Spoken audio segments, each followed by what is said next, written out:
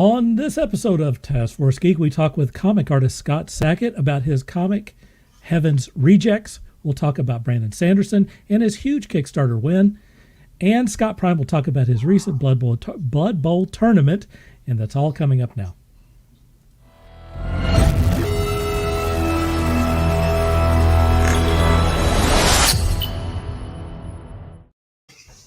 Welcome to Taskforce Geek. My name is Dirk Hooper, and today I am joined by Scott.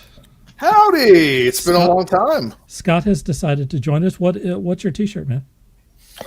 This is a block kill. It's got a Blood Bowl, right? Yep, block, kill, dominate. That's one I designed for the podcast. I'm about to say, wait a minute. Did you do the artwork on that? I did, sir. That is my head over here. And this is Mr. Steve Campbell's head right here. You eviscerated yourself on your own T-shirt. That's right. This was early on in the podcast stage, and on the back was every tournament we ever been to as a team. So it was like a concert shirt that had like the dates and the cities and stuff like that. So it's supposed to be like a Blood Bowl tour shirt. Scott, I need one of those. That completely rocks. Yeah, probably not easy to find those. We're thinking about actually maybe reprinting them in some form or fashion. So, yes, but I'm on tonight. Welcome, everybody. I think that's a great idea, actually. Printing those shirts. Good deal. Also, tonight we have Walt. How you doing, Walt? Everyone. Doing pretty good. Walt's got his merch. He's got a cup there. We're about to talk about some Taskforce Geek merch here in just a second. Welcome, Walt. Thank you very much. You're under a tornado alert, right? Watch. It's not like bearing down on you. No, in fact, storm came in here right about the time I got home, around 6:15. Yeah, Walt's good. I checked too because I was worried about him. And at about 6:20, the storm had gone through, but we're still under a tornado watch until 9:30. All right. In Oklahoma City, we're also under a tornado. Well, we have a potential for it. We're not really under a watch. We're like between now and like September, we are always under a tornado. Like it could happen at any damn time. Let me tell you something, though. All the weathermen are really ticked off right now because they have been telling us for about 10 days to clean out your storm shelter. And, hey, I'm glad they're wrong because I should have not had tornadoes. They love it. But they are kind of mad even though they're trying to get on the air and go, hey, we lucked out today. And they're like rolling their eyes and stuff. So they're mad. You are 100%. They get mad when it doesn't go crazy around here. David Payne gets a little cranky, man. A little bit. Well, they do enjoy taking over all of the news down here. Oh, they do the same thing here. Man, you know that. Oh man, yeah, you know about the weather broadcast here in Oklahoma. Oh yeah. It is prime time for these guys, and they get a little cranky when there's no crazy weather. Hey, it's the same thing down here. Trust me, it's the same thing. Sometimes they invent stuff, but I will say this, back home up there in Oklahoma, you all have the best stuff for keeping track of the weather. Oh, it's the best. Yeah, for people who don't know, Oklahoma's first in a lot of things that you don't want to be first in. But like education, non-education. No, we're last in. That's what I'm saying. Last in education. We're first in like incarceration. But meth heads, right? We're number one in meth. But we are at the tip of the spear when it comes to like weather broadcasts and stuff. Like our weather technology. Our weather technology is insane. That we if they want to try out anything new that tracks severe weather, they try it out here first. So we really are at the tip of the spear. For a good example, We're never going to get to our guest. We will.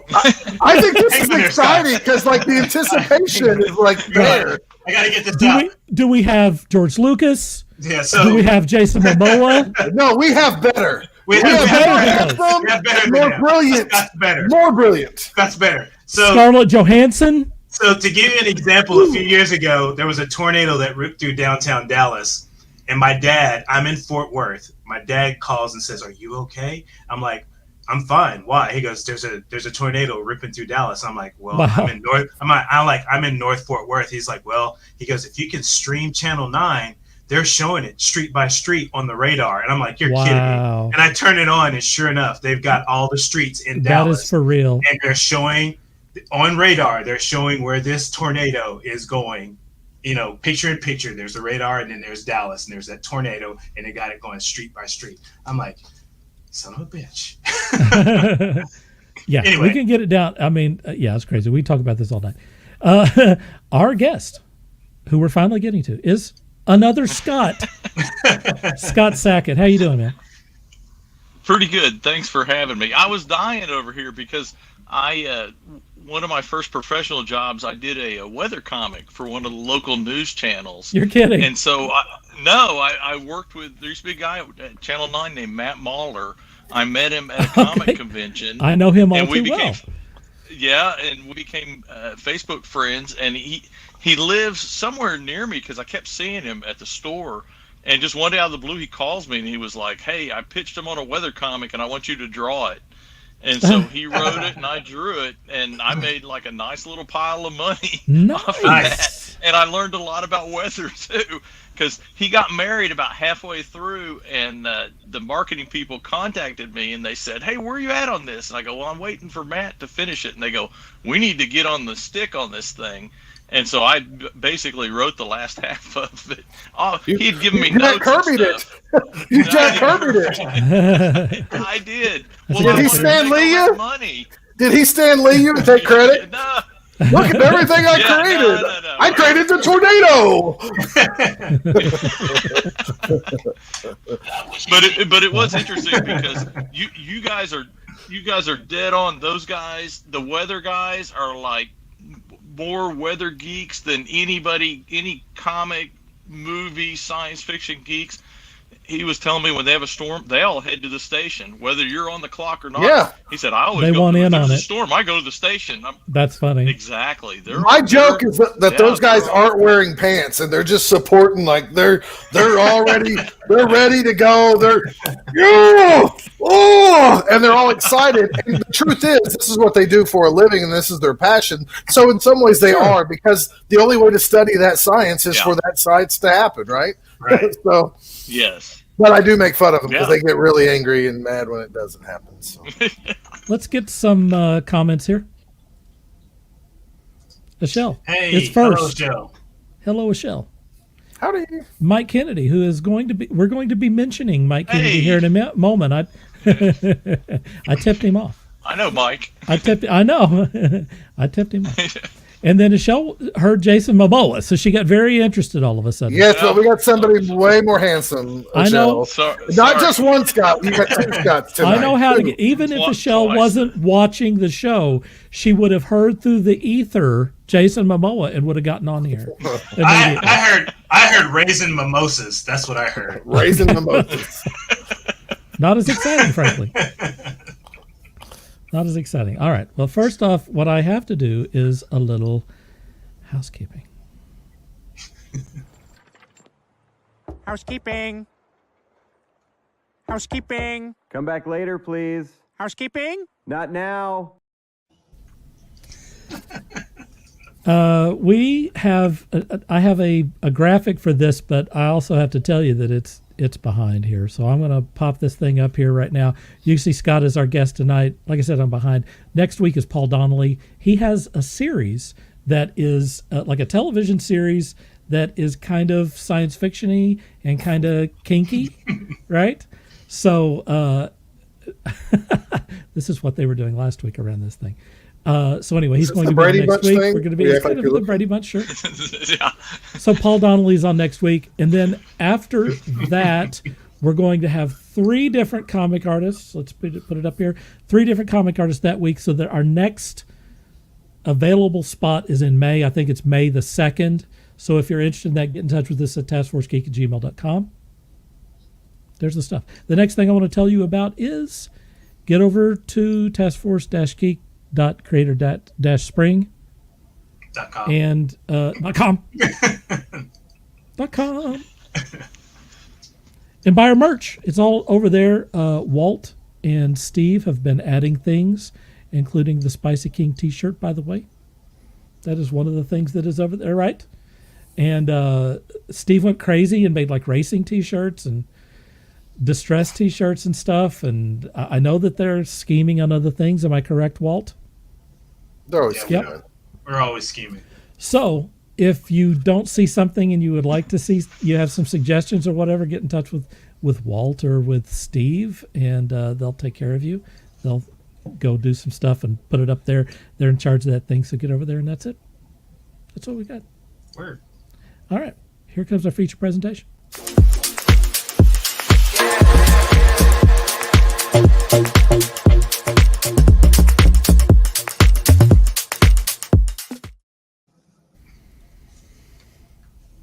Our guest tonight grew up in an artistic family and was taught to draw at a very young stage. He graduated from Platt College with a degree in commercial art. We're going to talk about that in a minute. One of his instructors was Mike Kennedy, a comic creator who reignited Scott's love of comics and after graduation encouraged him to create comics. After several years of drawing samples and working on pitches, Scott got his first professional job drawing Jack Spade, a superhero comic set in New Orleans. Unfortunately, the publisher, Domino Comics, folded before the first issue was published. What the what? It happens. Amazingly, it happens in comics occasionally. It sure does. Unfortunately, it does. For the next several years, Scott honed his chops. I like that phrase. By drawing a series of anthology stories. We'll talk about that too. Scott lives in Oklahoma City with his wife, Michelle, and is in management at MTM Recognition, where he oversees a group of 15 artists and sculptors. This September, is that correct, or last September? Yes, this September. In September, Heaven's Rejects. No, it's this September. This coming This September. It's coming out.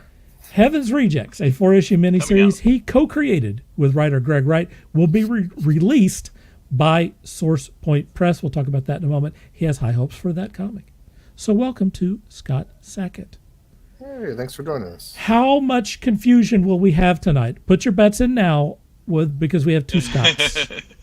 How much calamity will ensue with two Scotts? Well, one of these You'll have does a point. artwork for a career, so we're not going to get us too big stuff. So you have the floor.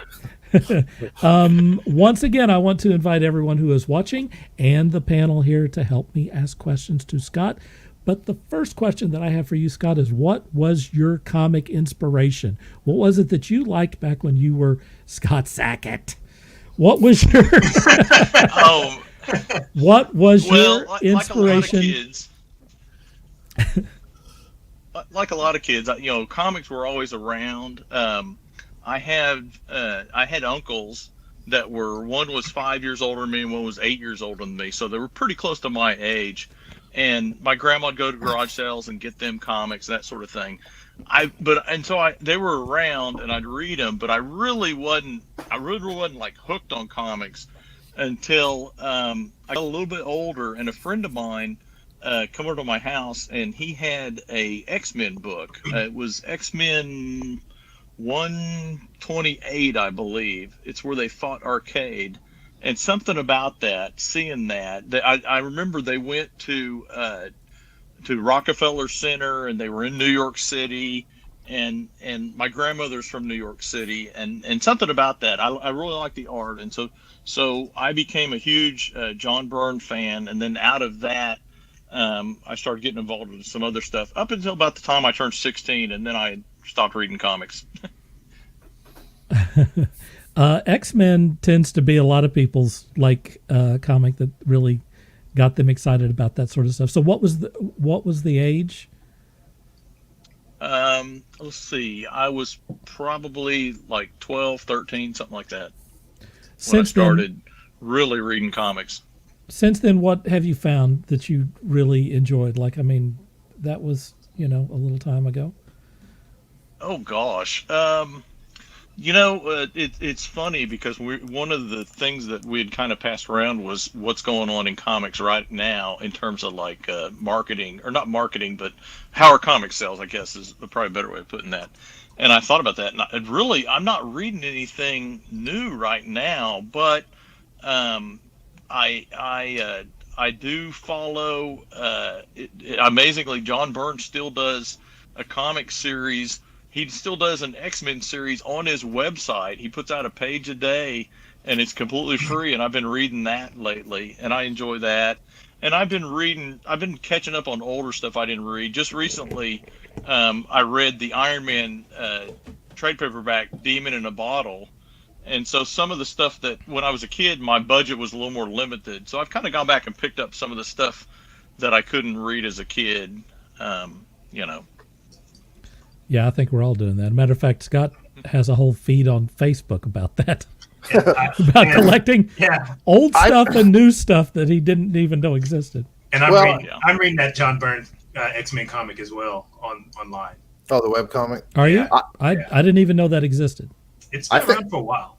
I think I talked about it on the show, but it was during band season. But we stopped at some used bookstore up in Tulsa. It was when it started at Gardner's Books, and I picked up an old Iron Man, the very first Armor Wars thing that I too couldn't afford because I only had $2, every week to buy comics. Sure. And if you buy G.I. Joe and Transformers, you got to save your 50 cents for the next month. So like, I totally get it, and I was still happy and excited to read the stuff, even though it's paced different, and some of it's good, some of it's not so good, but you still see the storytelling, and I mean, the story's still magical to me too. So I get it totally.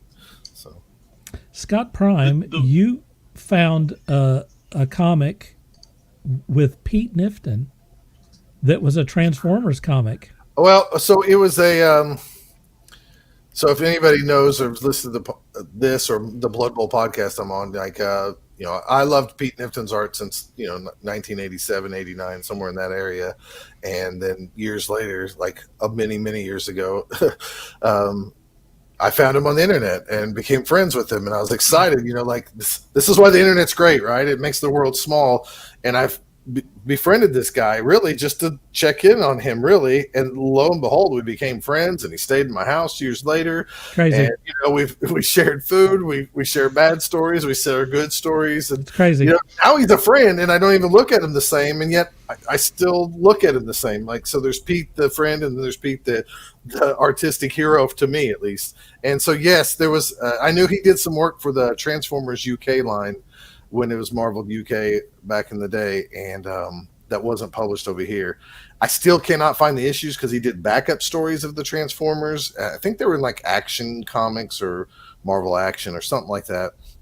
Anyways, I found a trade paperback that kind of did synopsis of the stories and then reprinted like 10 issues, but none of them were the issues of Pete Nifton's art. But in the synopsis, they gave credit to like these stories were written by Simon Furman with artwork by Pete Nifton and stuff like that. And they had every now and then they had a little tiny piece of art. So I was happy to see that. So one day, hopefully somebody will reprint those issues and I too can go back and, or if we had some friends over in the UK, Go give me back issues from way back when. I don't think so.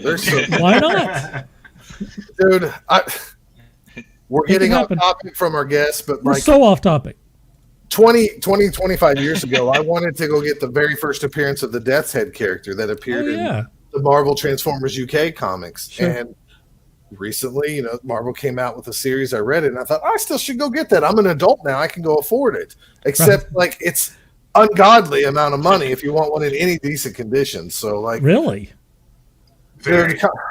Death's Head, even Death's Head, because it's the first appearance of him, and everybody now speculating when's the next Disney show going to come out, who they're going to introduce, so prices rise. So that's a good point. Anyways, that's a good point. Let's get back to Scott. Get back to Scott.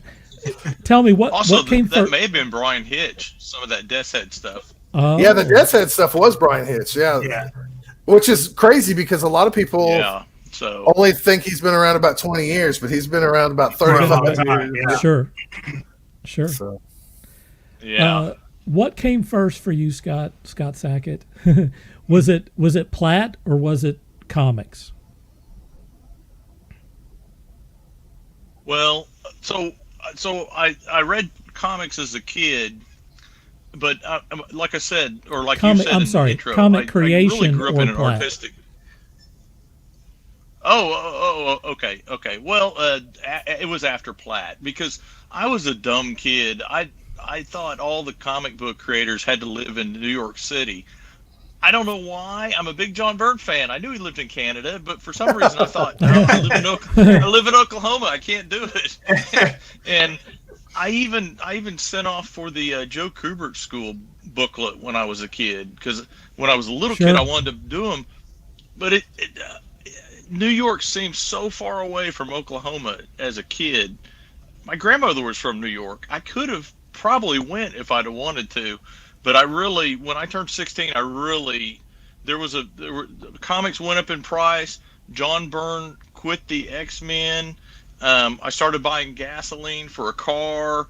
And so I really just put comics aside but I always liked art and I always drew. And so I wanted to go to Platt. I had a friend that had gone to Platt, and it sounded really, really cool. And I still think the how the school was ran and that sort of thing seemed really cool.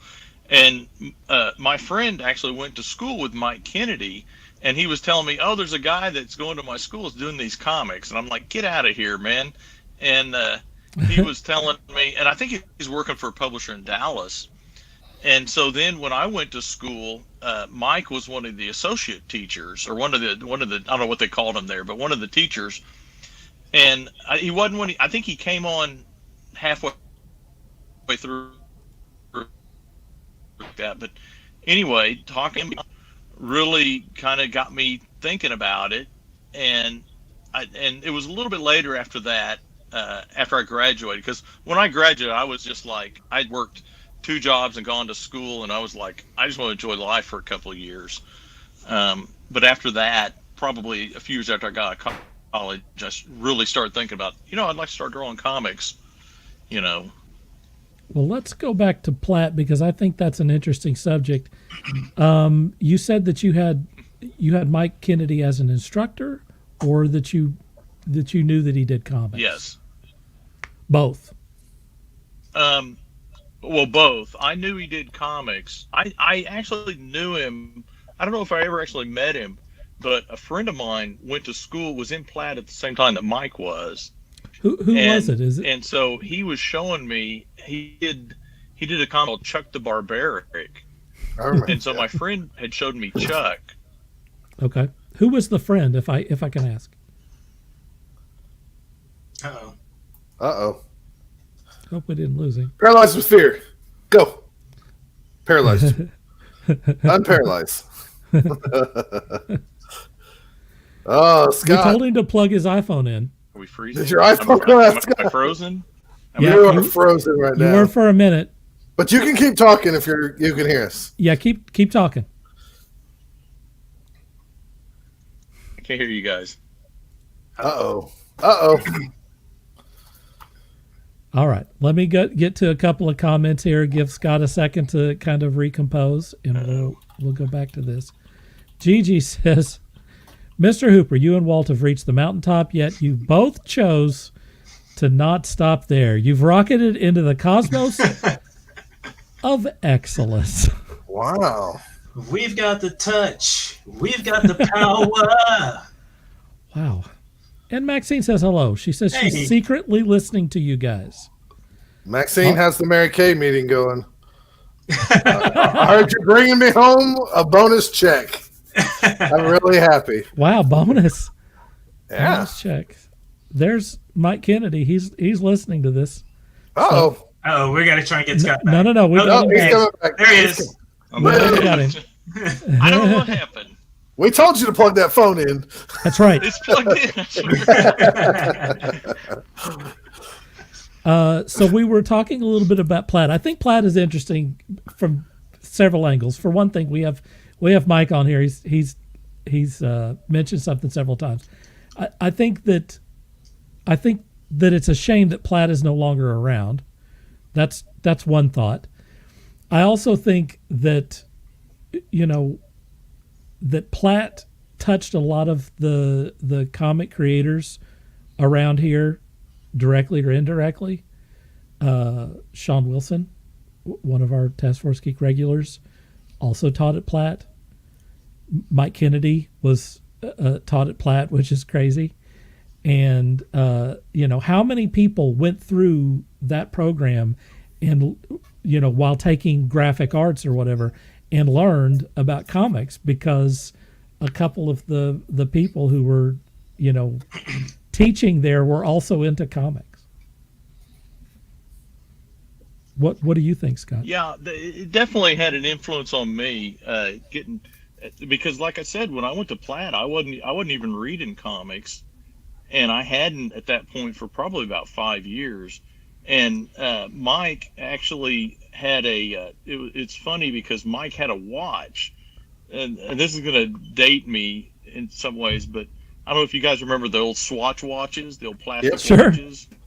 Yeah, sure. Yeah, I was a big fan of those, and Mike had this watch that was like this black and yellow watch with a smiley face on it that looked like a Swatch watch. And so I asked him, Mike, is that a Swatch watch? And he said, no, it's a promo watch that I got for this comic book called Watchmen. I go, what's that about? Awesome. And he told me about it, and I went out and bought the trade paperback. It was out in trade at that point. This would have been like 88 maybe. And I bought the trade, and so at one point when my comics were still at my parents' house because we didn't have room for them in our apartment, and so I had the Watchmen trade, and I had the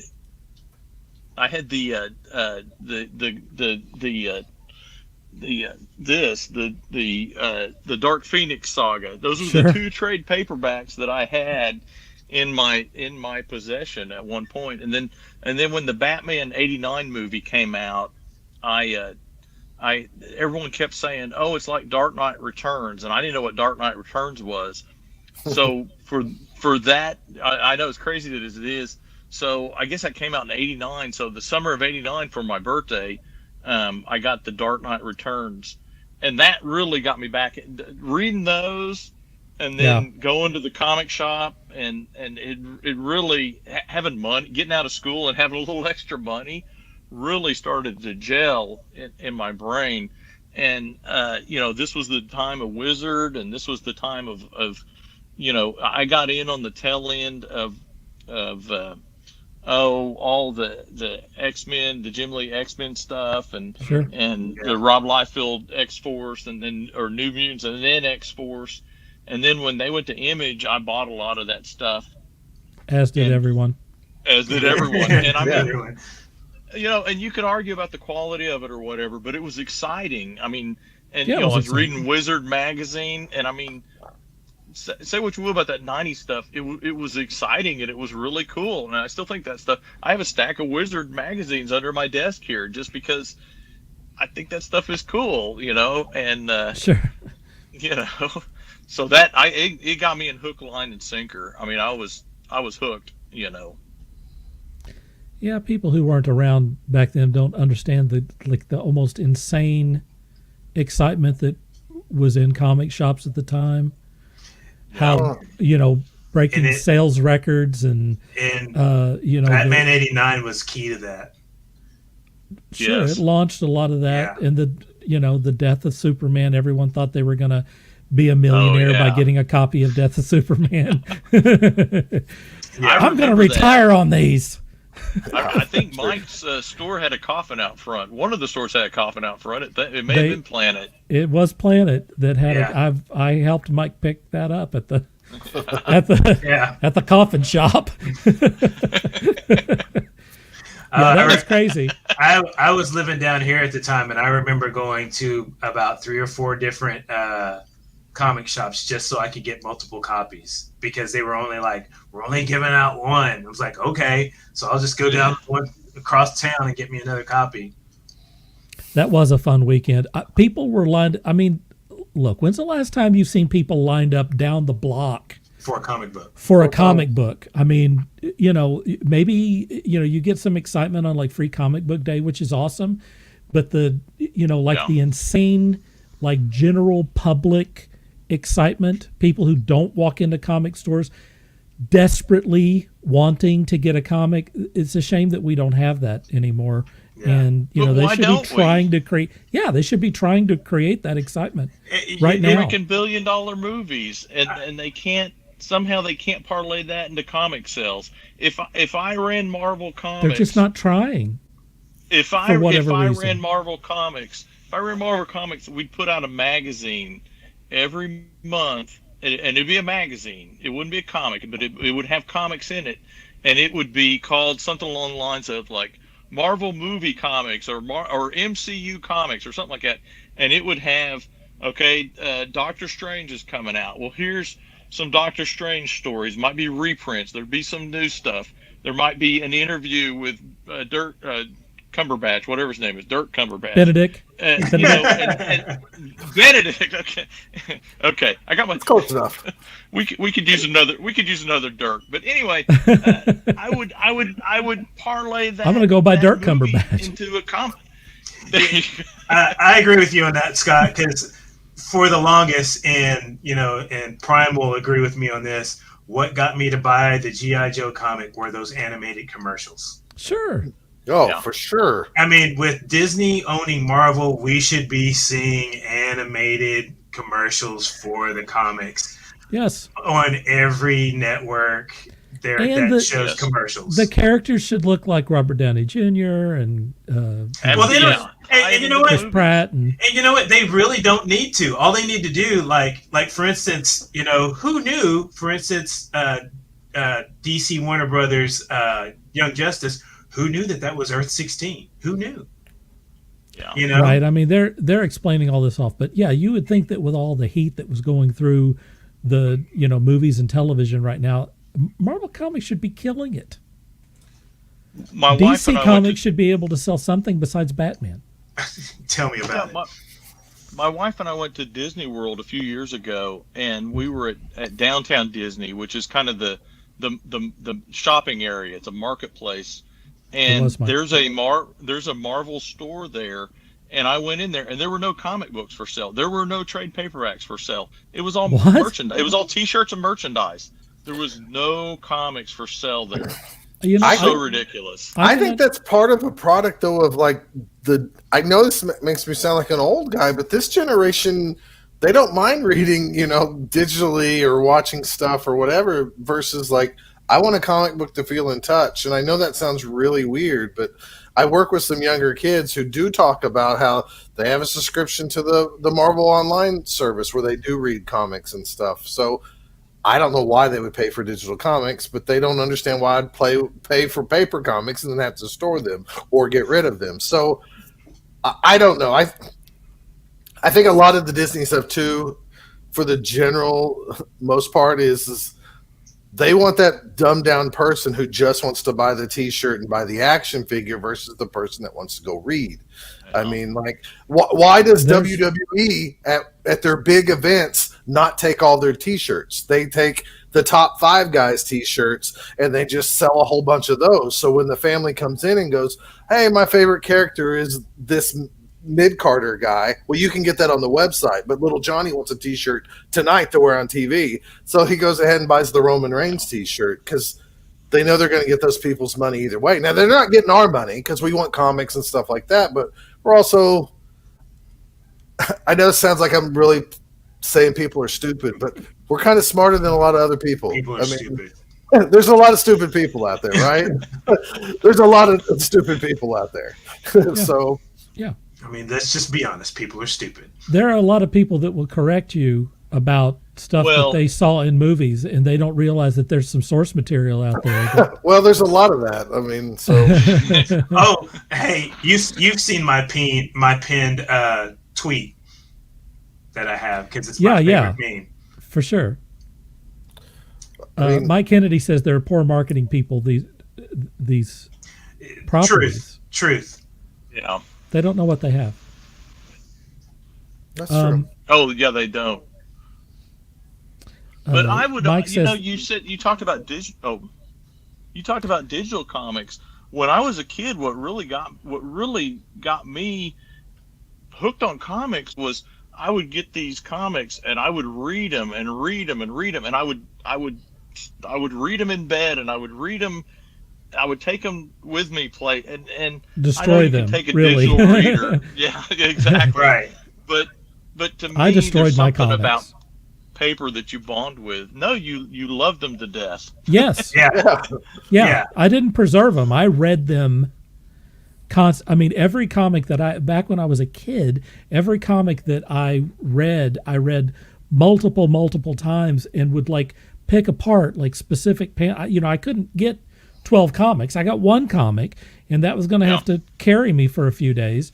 So, I poured over it, and then I went back to it again and again and again. I don't know if people are doing that anymore. Maybe they are. I mean, just imagine, though, that we're 11 years old and somebody hands us a device that has all our video games on it. Now, we all grew up we're all close enough to the same age where getting an Atari was cool. Playing an Atari on a color TV was even cooler. Yeah. It had the switch in the back, color or black and white. And then when the Nintendo came out, we lost our effing mind. We were like, we're going to save so much money by not going to the arcade because this is just like it. Imagine somebody handing you a phone as a kid. They're so distracted, and I know that makes me sound like an old guy and stuff. And it's up to parents to really encourage kids to get out there and read, and maybe even force them. Hey, we're turning all the electronics off tonight. What are we going to do, Dad? Well, now go grab your book. Go spend 2 hours reading. Go spend an hour and a half reading. Whatever it is, and it's a struggle. That's a good idea, especially for working parents. Yeah, but it's good that you do that, though, man. But you have to force that sometimes, and as a parent, I don't think I force it enough, but still, my kids do like to go to Barnes & Noble to pick out a new book. So that's good. That's a win-win either way, right? Like if they're still excited for books or half-price books or wherever, that's a win. But books are the only thing we have left, folks, that makes your ass slow down and consume something slower. Yeah. You have to consume books slower. It teaches you patience and imagination. While you're reading it, you got those pictures in your noggin. That's all you got. Everything else is delivered to you on your device, and it's fast. And if you don't like it, you go on to the next thing immediately. So books and comics are the only thing that make you slow down. I think there's a beauty in that with old comics versus new comics, because I'm not one of these guys that say all the new comics are crap, but they are written in a different style. So, for example, going back and reading an old comic, for example, Marvel reprinted Giant Size X-Men #1 by Dave Cockrum and Chris Claremont. Now, I was never a Dave Cockrum fan. I mean, I knew he was okay, but never appreciated him. But as an adult, Marvel reprinted this thing where they had one artist do one page of art. They did it 100%. His layouts, everything was the same. I bought it, read it, because I wanted to see all the different artists' take on this story. His storytelling is fantastic.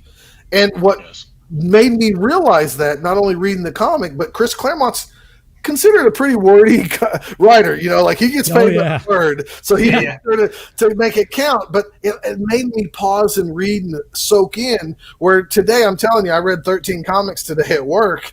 And while I'm sure there was some beautiful storytelling, there's not 7 of those that I can point out to you because they're quick reads. They're 10 minutes, which I know this makes me sound like a bad reader, but reading books from the 80s, I need more than 10 minutes, and I always have. I mean, so anyways, you can appreciate the storytelling when you're forced to look at the page a little bit longer too. I'll tell you what, I appreciate those old guys a lot more than I used to. Oh my gosh.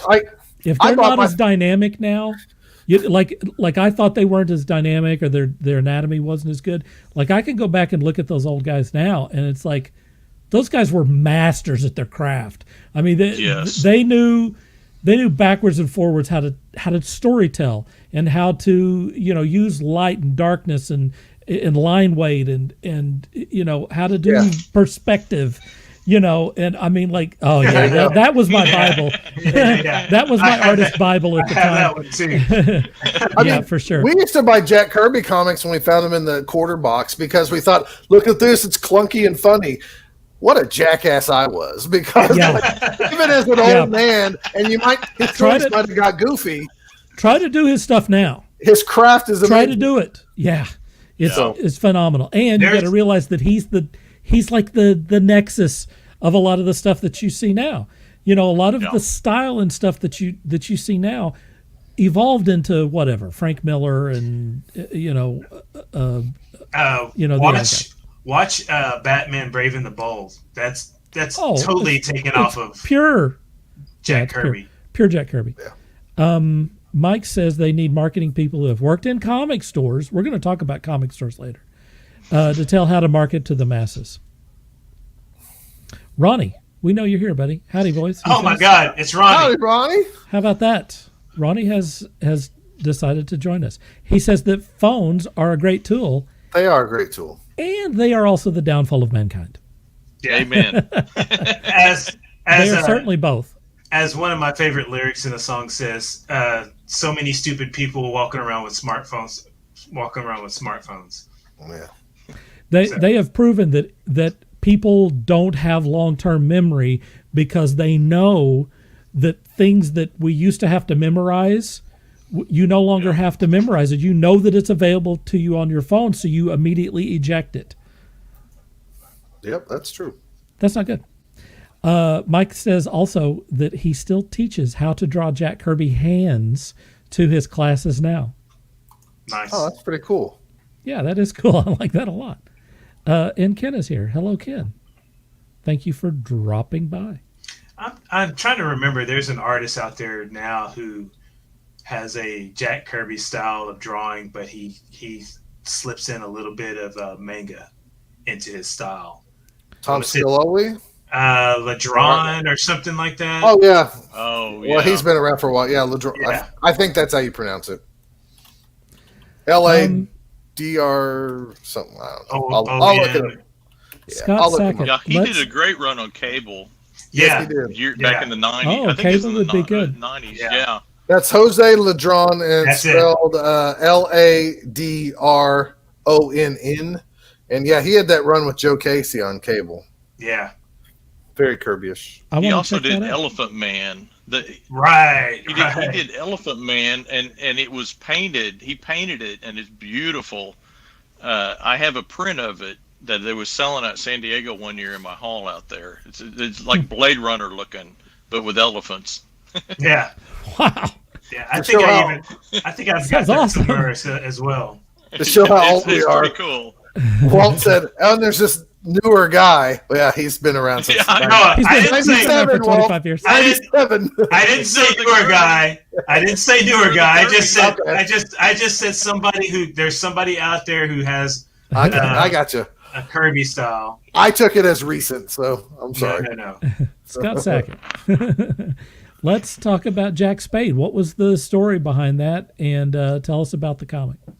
Oh man, Jack Spade was and I don't know how I got hooked up with the guy, but it was a guy, I forget what his name, but the company was called Domino Comics, and the guy basically wanted to become like Marvel Comics, and so he was going to do, I think he was doing anthologies, and I hooked up with him, and I got assigned to pencil a 15-page story called Jack Spade. Jack Spade was set in New Orleans, and it was about a guy that somehow had supernatural powers, which basically he was strong, and basically that was it. He was strong, but it was kind of a supernatural thing.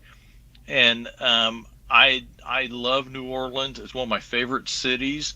And I don't think the guy that wrote it had ever been to New Orleans. He had done some research, but so I put it, and it started off, it was in, if you're familiar with New Orleans, it started off in, I think it's Jackson Cathedral, or there's a cathedral, I forget the name of it, but it's right by Jackson Square, and the villain runs through Jackson Square. There's kind of a fight, and then they go out across the levee into the canal, and and Jack Spade falls in the canal. And I worked on it. I forget what year it was, but it was. I think it took me all summer to draw those 15 pages. And he was looking for an inker, so I recommended Mike Kennedy ink it. And so Mike Kennedy inked that, and I got paid. I don't know if Mike ever got paid. I got paid. But the whole thing collapsed before it ever came out, and I was very disappointed. I would draw that, and I was making like $20 a page, so it was nothing. But I mean, I have a day job, so I don't care about that. But it was just a shame because it was so cool. I enjoyed it. I drew a cool scene with the guy riding a motorcycle down Bourbon Street with tourists and stuff, and I just had so much fun with it. And because it was great, because it was superheroes, which I love, and it was New Orleans, which I love, and it just never happened. I did find out. I wish I could remember the guy's name. At one point, the guy that was putting the whole thing together was in the running for an assistant editor job at DC Comics. Wow. But I don't think he got it. But which is unfortunate. But yeah, that was a fun. I had a lot of fun with that, but it never went anywhere. I've done tons of stuff that just never went anywhere. Mike says, "Wait, you got paid?" I guess Mike didn't get paid. Literally the day that I got my check, I got a ticket for doing a right turn on a no right turn area on a light, and I think the ticket I think the paycheck covered the ticket. But that's the way it usually goes. I got paid. Sorry, Mike. So many people in the business have stories like, exactly what you're talking about, which is just, doing the work, getting the stuff out there, and then the company falls apart, unfortunately. Oh, hey, at least you got paid, though. Yeah, that's also different. That was one of my more successful failures. Mike says it was fun working on it. So you got that. After that, you did some anthology work. What was that? I did that, and actually, let me go back just a little bit. Sure. I did a story for. I met a guy in Chicago at an artist panel, like how to break in. This is for artists, but it's how to break into comics the Marvel way. That's what it was. It's put on by Marvel people. And this guy stood up and asked a question about writers. Yeah. And they said, well, this is an artist panel. We're not really. So I said, well, I want to go talk to that guy because he seems like he's aggressive at least. And so him and I put together a crime comic called The Big Easy Score that was going to be 4 issues. And we did it. He wrote it, and I drew it, and inked it, and we got the first issue done, and we shopped it around, and we sent it to Viper Comics down in Texas. They were one of the people, and actually I sent it to Viper because I had met them through San Diego. Because at this point I was going to San Diego every year, and I just met tons of people, and so I sent it to a guy, and he emailed me back immediately and said, I love this. I'm going to take it to our weekly pitch meeting. Wow. And he said, it's like Tuesday or whatever. And he said, I'll let you know what they say. And I said, okay, that'd be great. And so Tuesday night, I got an email from him, and he said, everybody loved it. He said, but we don't want to do crime comics. We're moving more into kids comics now. And so I thought, oh, well, out of that, though, they hooked me up with a guy that was doing a horror comic that was going to be an online thing for them. And I wasn't going to get paid for it. And I did it, and I forget the name of it, but it was a vampires versus werewolves kind of thing. And I did that, and that never got published. But I finished that. But wow. Out of that credit, I got tons of them. And out of that credit is when I got the Jack Spade deal. That's what it was. Because then I was able to say, well, I'm working on this Viper, and Viper at the time was fairly well known, or at least as a small press company. And they have a Wikipedia page, so they are known at least. Yeah, I just looked it up. So there is a Wikipedia page about them. Yeah, and so and I tried to get work with him for a long time with that guy, but he kept wanting me to change my style and do different stuff. But anyway, then I did Jack Spade, and then out of that, somehow out of all that, I hooked up with a group called Greyhaven Comics. And then what they would do, they had kind of an interesting business model because they would do anthologies, and you didn't get paid, of course, which is a pretty good business model, not to pay anybody. But you didn't get paid. But takes care of that overhead. What they would do is exactly, that really cuts into it. But they would give you copies of the comics, and so you could sell them at cons. And they were orientated strictly around selling comics at conventions. And so they do like a horror anthology or something like that. And I did a ton of stuff for them. And it was really pretty good because I was really trying to figure a lot of stuff out. And at the time I was working digitally or trying to, and I was never real happy with it, but I did probably a dozen different stories for them, all kinds of, it'd be horror, it'd be just all kinds of stuff. I did one about somebody that got cancer that I thought turned out really good, actually. The art did. That was one of the last ones I did. I forget the name. I think it's called Pinwheels or something like that. But they eventually folded. I'm not sure what happened. Something behind the scenes happened, and they folded. I don't think, even though they weren't paying anybody, I don't think they were making good money. And so I think they just all the editors and stuff just got tired of it. It was kind of a group thing that was doing it. You know, I would, if they were still going, I'd probably be doing that because it was fun because I got to draw, you know, I didn't have to worry about coming up with a script. They'd give me a script to draw. I met a lot of cool writers doing that, and the deadlines were always way off. You know, it'd be like 8 months to do an 8-page story, you know. Nice. Yeah, that's nice. All right, well, let's talk about Heaven's Rejects. You got a comic that's coming up. Tell us about what it is to start with. Yes. Okay, Heaven's Rejects. I'm my elevator pitch or whatever I'm telling people is it is basically Charlie's Angels meets Hellboy. It's the story of 3 angels that get kicked out of heaven for not obeying the rules, basically, and they come to Earth, and on Earth they have to kind of find their way as it is, and they meet up with a guy kind of like Charlie's Angel, or like more like Bosley, I guess. But they do odd jobs, and they do, but they end up fighting a lot of supernatural menaces while they're here on Earth. For example, in the first issue, they start off and they're fighting a demon that's kidnapped a family in an abandoned church somewhere out in the desert, and then they end up in Detroit, and Detroit gets attacked by zombies.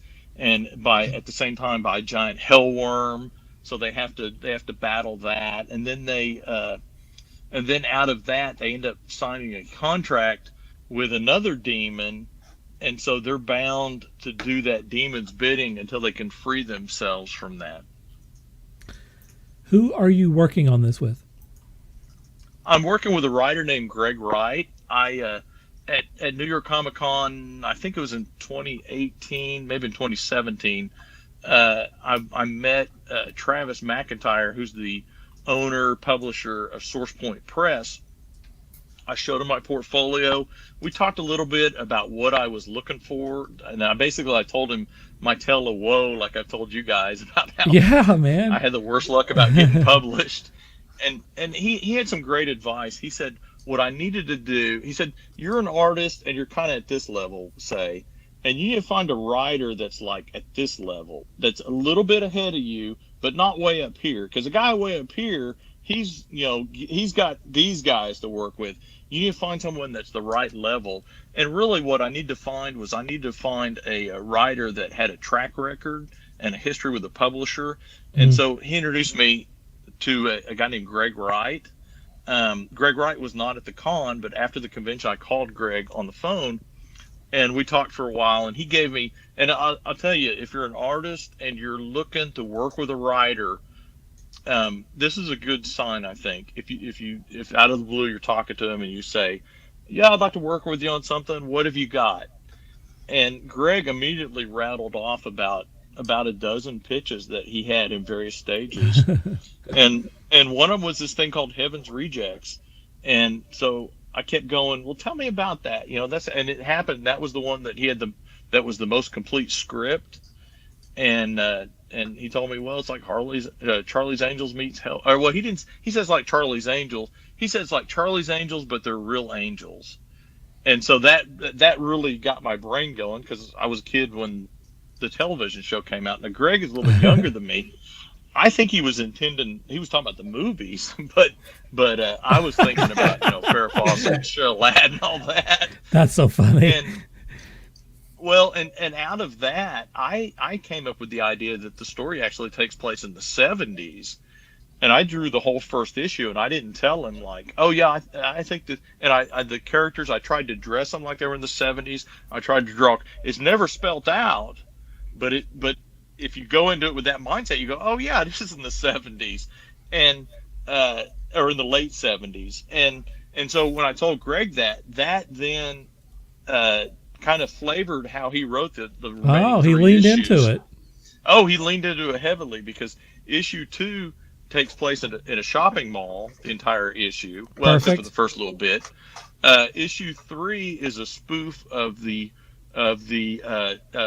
summer camp horror genre. The girls have to go to a summer camp to make ends meet. They're trying to make money, so they volunteer to be counselors.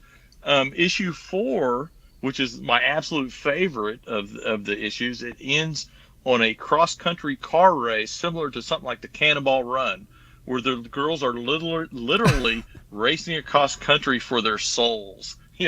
Wow. Hey Ben, how you doing? It's good to see you. Hey Ben. Hey, welcome. Hey. Scott, you did 4 issues on this thing. What, 22, 24 pages?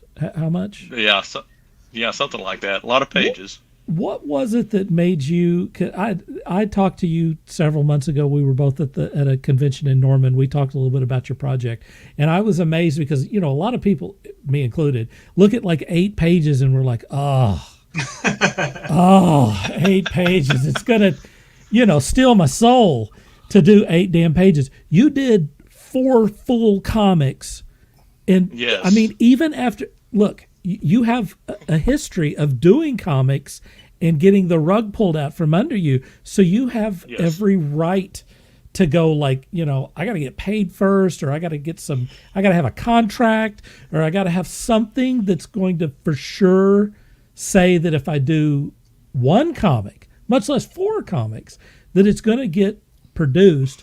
But you kind of did it on, what do they call it? On spec or whatever. You just kind of did it. It's worse than that. I've actually paid for half of the coloring, so I've sunk a couple $1,000 of my own money. Oh, wow. Wow. I mean, that's commitment. But talk a little bit about kind of what your thought process was behind that, and maybe say to other people who are watching this and who are lamenting doing 4 to 8 pages, what your advice is to do this sort of thing, because you have a happy ending here. Well, first off, I've done a ton of stuff that, like you say, that didn't go anywhere, and really, it's even worse than what you said, because originally when I did the first issue, in fact, I have an ash can. I made an ash can to take to New York Comic Con. Oh wow, that's cool. Wait a minute, that's a collector's item. I just did it. This is my last one too. I gave them. I took it and I gave it out to a bunch of people at New York Comic Con. But when I did the first issue originally, so Source Point Press, in the time that I've been involved with them, or the time I worked on this project, has grown tremendously. When I started, they were only selling comics at conventions. Now, they did a bunch of conventions, but they would not sell in the stores unless you ordered from them. They were not through Diamond. And so now they're through Diamond. They got a book deal with, I think it's Simon and Schuster. One of the book, they have a book. Wow. I think it's Simon and Schuster. Anyway, one of the book publishers, they have overseas deals. So the company has grown. But when I did the first issue, my understanding was I would do the first issue and they would agree to it, and then we would do the next ones like every other month. We was going to be bi-monthly, and I would just be drawing them as we went. Well, I did the first issue and I was told, no, now you have to we want to see at least half of it. I did the second issue, and then I heard, no, we want to see the whole thing. And so Oh, they kind of kept moving the goalpost on me.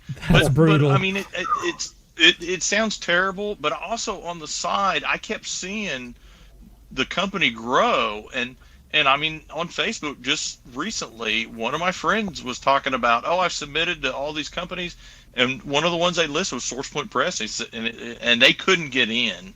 And so I feel like I got in. I feel like I snuck in through the back door, kind of, because, in fact, I've submitted other projects to them through a different deal. The Big Easy Score, that crime comic in New Orleans I talked about, we submitted to SourcePoint Press through Comics Experience, which is like an online comic school that I was attending for a while. Okay. And we didn't get picked up, so I feel like I skated by. But really, what did it?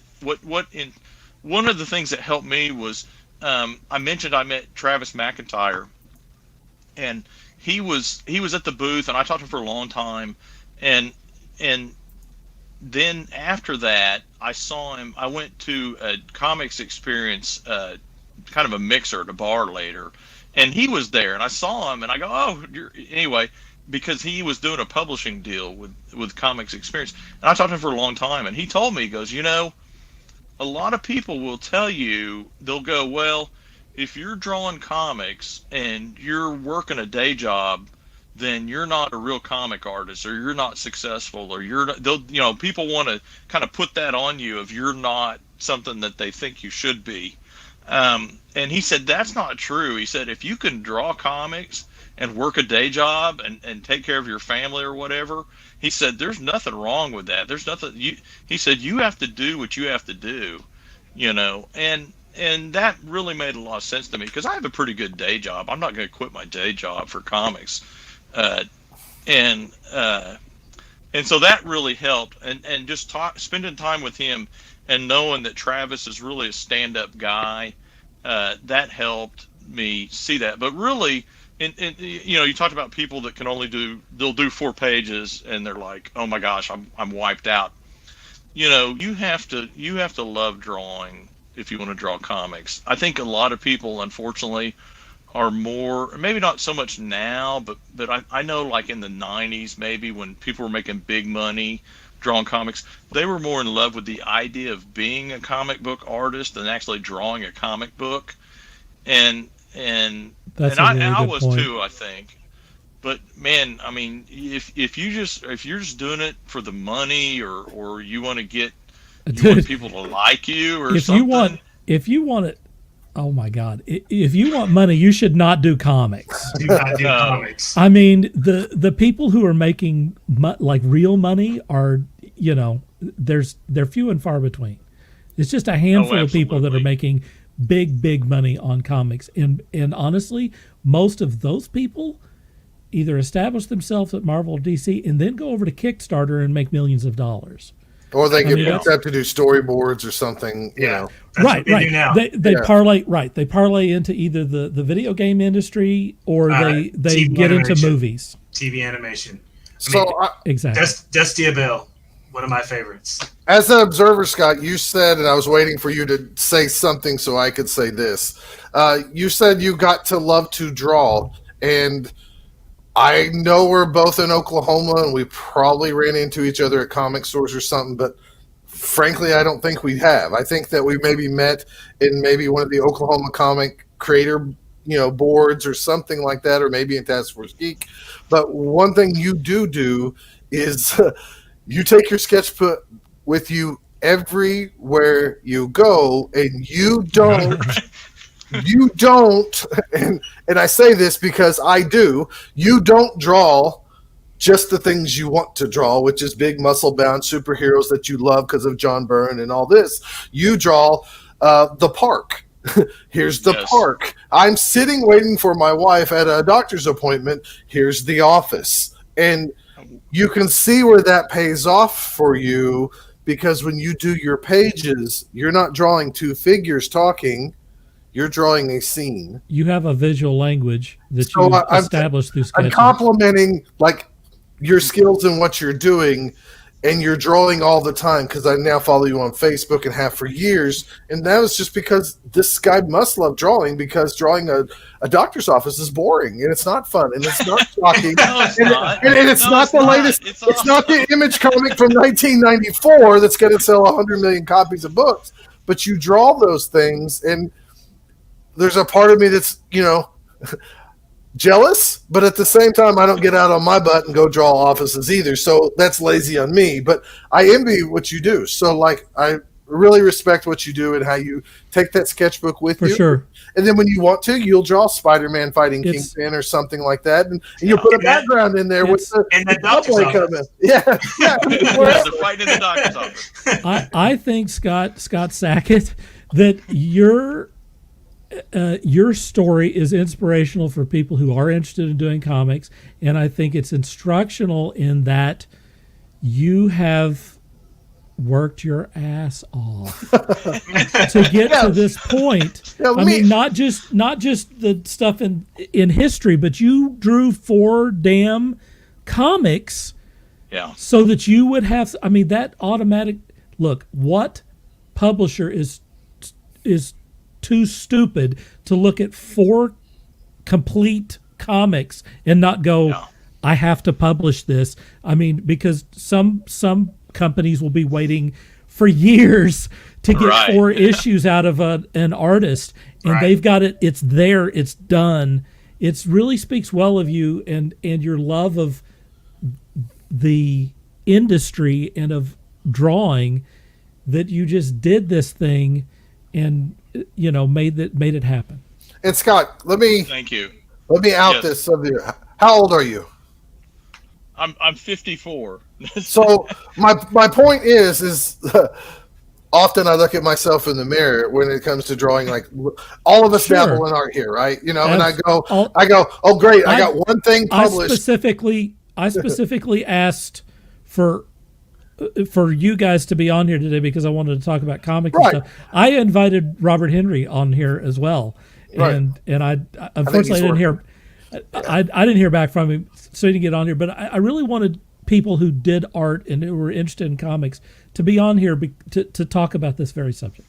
Well, and I know, like, recently, just from my experience, when I have taken jobs, it's to make money because I got little kids to buy food for and everything else, but also to do just a few things that in case my time on this earth is over, my kids can go, hey, look, Dad got something published, the Kickstarter game I did, et cetera, et cetera. There's often times, and I believe I said it last Thursday at work, somebody was looking at some of my artwork and didn't know I drew. And then they go, oh my gosh, you're amazing. I'm like, I don't know about that. I'm not going to be a professional artist, But at the same time, like, you never give up on this and you just keep drawing. And I mean, just love to draw. And it led you back to comics like you wanted to do when you were, 14 probably. So I think that's a great story that I think sometimes I get obsessed with the end of everything, that I don't enjoy the ride as it's happening. So like, it's never too late. And I think it's great. I mean, like, keep practicing, draw the doctor's office, draw the park, draw the bench, draw whatever. And it actually helps you greatly grow as an artist. Look at what Kim Jong-gi draws. Yeah. Well, that guy's superhuman. He is superhuman. Oh, gosh. He is superhuman, but he got that way from drawing that sort of stuff. He's like a yokai or whatever those games are in Japan. He's drawing out, oh, somebody should just like downtown scenes and cars and motorcycles, and he's magical. He's not real. If he ruins so much excuses for things, because you look at that guy and it's like, I can't do this. It's like Kim Jong-gi. Yeah, it's funny. That used to be one of the things that I used to do. Is I used to just sit down and just, like, I'm in the room and I'm like, I'm just going to draw that corner over there, that corner of the room. And I used to do that a lot. But nowadays it's just, everything's been limited to, you've seen my little personal collector card. Yeah. So, I went through that today. You're still sketching. I mean, you're still sketching. Still drawing elsewhere. Yeah. Sure. I mean, I guess this goes just to say this is further proof that you hear from every comic artist that gets published. They say, draw all the time, draw everything, draw anything, draw all the time. And here we go. You're about to get to tell your story and hopefully people watching this, 5 months from now or 2 weeks from now can also go like, look, don't give up. Who cares if you turn in 40 next week? Don't give up. Keep drawing. So, anyways, congratulations. Yeah, for sure. And you got a fantastic cover artist. Oh yes. Alex. What's her last name? I tried looking it up. I can't remember the name of it, but the cover artist is good at an M. Yeah. It's fantastic. It's like painted and everything. It's incredible. So. Oh yeah. Now Greg came up with her, and Greg paid for her to do she's got, in fact, I've heard that issue 3 covers coming pretty soon, so I'll throw that up on my Facebook. Those have been cool to see. Who is doing she's phenomenal. Who's doing your inks? I'm doing the inks. So you pencil and inked.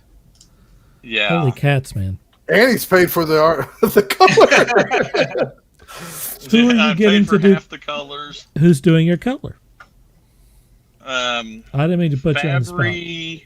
Yeah, I'm trying to look at it. Hang on just a second. Let me look this up. Okay. While you're doing that, what I'm going to do is add this to the stream, and hopefully it doesn't crash me. There is your my website. I want people to know it's scottsackett.org, O-R-G. And Yes. I love your header here. That is super cool. That's old school. For those of us who grew up during that time, that Absolutely, speaks man. directly to us. You're Sure. cheap. You're only 35 cents. Here For a long time, for a long time, people would say, "Well, your art kind of looks old," and I would try and chase whatever was popular, and I was doing cartoony stuff when Brian Hitch was popular, and then so I started doing Brian Hitch, and Scotty Young was popular. So I decided instead of doing that, I'd just lean into what I liked, which was Bronze That's Age always stuff. the way. Yeah, that's always the way to go. Yeah. Because I mean, obviously, you have to be, you have to be inspired on this stuff. So hopefully, people can see this. You're probably going to need to watch this on the television screen or something. That looks good. But that's issue 1. Issue 1, page 1. All right, page 1. Yeah, All that's the church in the desert that the demon has the family. Can we talk a little bit about accosted. your process, what you do to get to the? I mean, this looks analog. Are you drawing pencil on paper? Absolutely. So you said for a I found while. So you said for a while you were doing digital, but now you have. I mean, you did four books, pencil on paper. What was the thought there? Well, I did digital for a while, but I never could get the look that I liked. Digital, I work. I'm an artist at my day job, and I've worked in Photoshop and Adobe Illustrator for years. And so a lot of the stuff like layers and that sort of thing, cutting and pasting and stuff came very naturally to me. And so there was a lot of stuff that I could do quickly. I used Manga Studio or Clip Studio to draw my comics, but I never was really happy with the look. I was always trying to find like the perfect brush and that sort of thing. And so when I did all the Greyhaven stuff that way. Then after that kind of dried up, I joined the comics experience, and I decided when I was at the comics experience, I would work traditionally because I was never happy with the digital stuff. And through the comics experience, I was able to learn some tricks that actually sped things up, and I got a little more comfortable with it. And so now I don't feel like it's really like a drag, like a lot of people will talk about. They'll be like, well, digital's so much faster. And I don't know if I'd agree with that necessarily. There are some advantages, especially if you're going to use models and stuff, but I always think that looks like models. I draw all my stuff, it's the way that I want it to look. And at this point, I'm drawing comics for myself. And so, if I can't draw something I'm happy with, then why am I drawing it? Do you think it gets you on to the next thing quicker because you can't mess with it You can't George Lucas it forever. You can't right. You can't go, oh, I could add this, I could add this, I could add this. Oh, I don't know. I never thought about that. Maybe. I mean, I'm always trying to, there's such a deadline crush that, I love that drawing that page. That takes place. You can't tell it because the signs aren't there, but it's a murder con. It's a convention for serial killers, basically. And so all the booths are selling. Greg Wright has a crazy sense of humor. I honestly didn't get it until I saw the Suicide Squad, the new one, and I was like, oh, that's what he's tapping in. Not that he was inspired by that, but it's that same kind of sense of humor, just over the top stuff. I want to point out the perspective lines that you have on here. Yeah. Oh yeah. Pimping ain't easy, folks. Let me think something. That's what I really get like envious and jealous of you is I see all your perspective stuff, and I was like, if I could do one panel like Scott does, I'd be. Real quick, I looked up the colorist is Fabi. I guess it's Marks or Marquis. Yeah, I think it's Marquis. Okay, Fabi Marquis. I've never met her.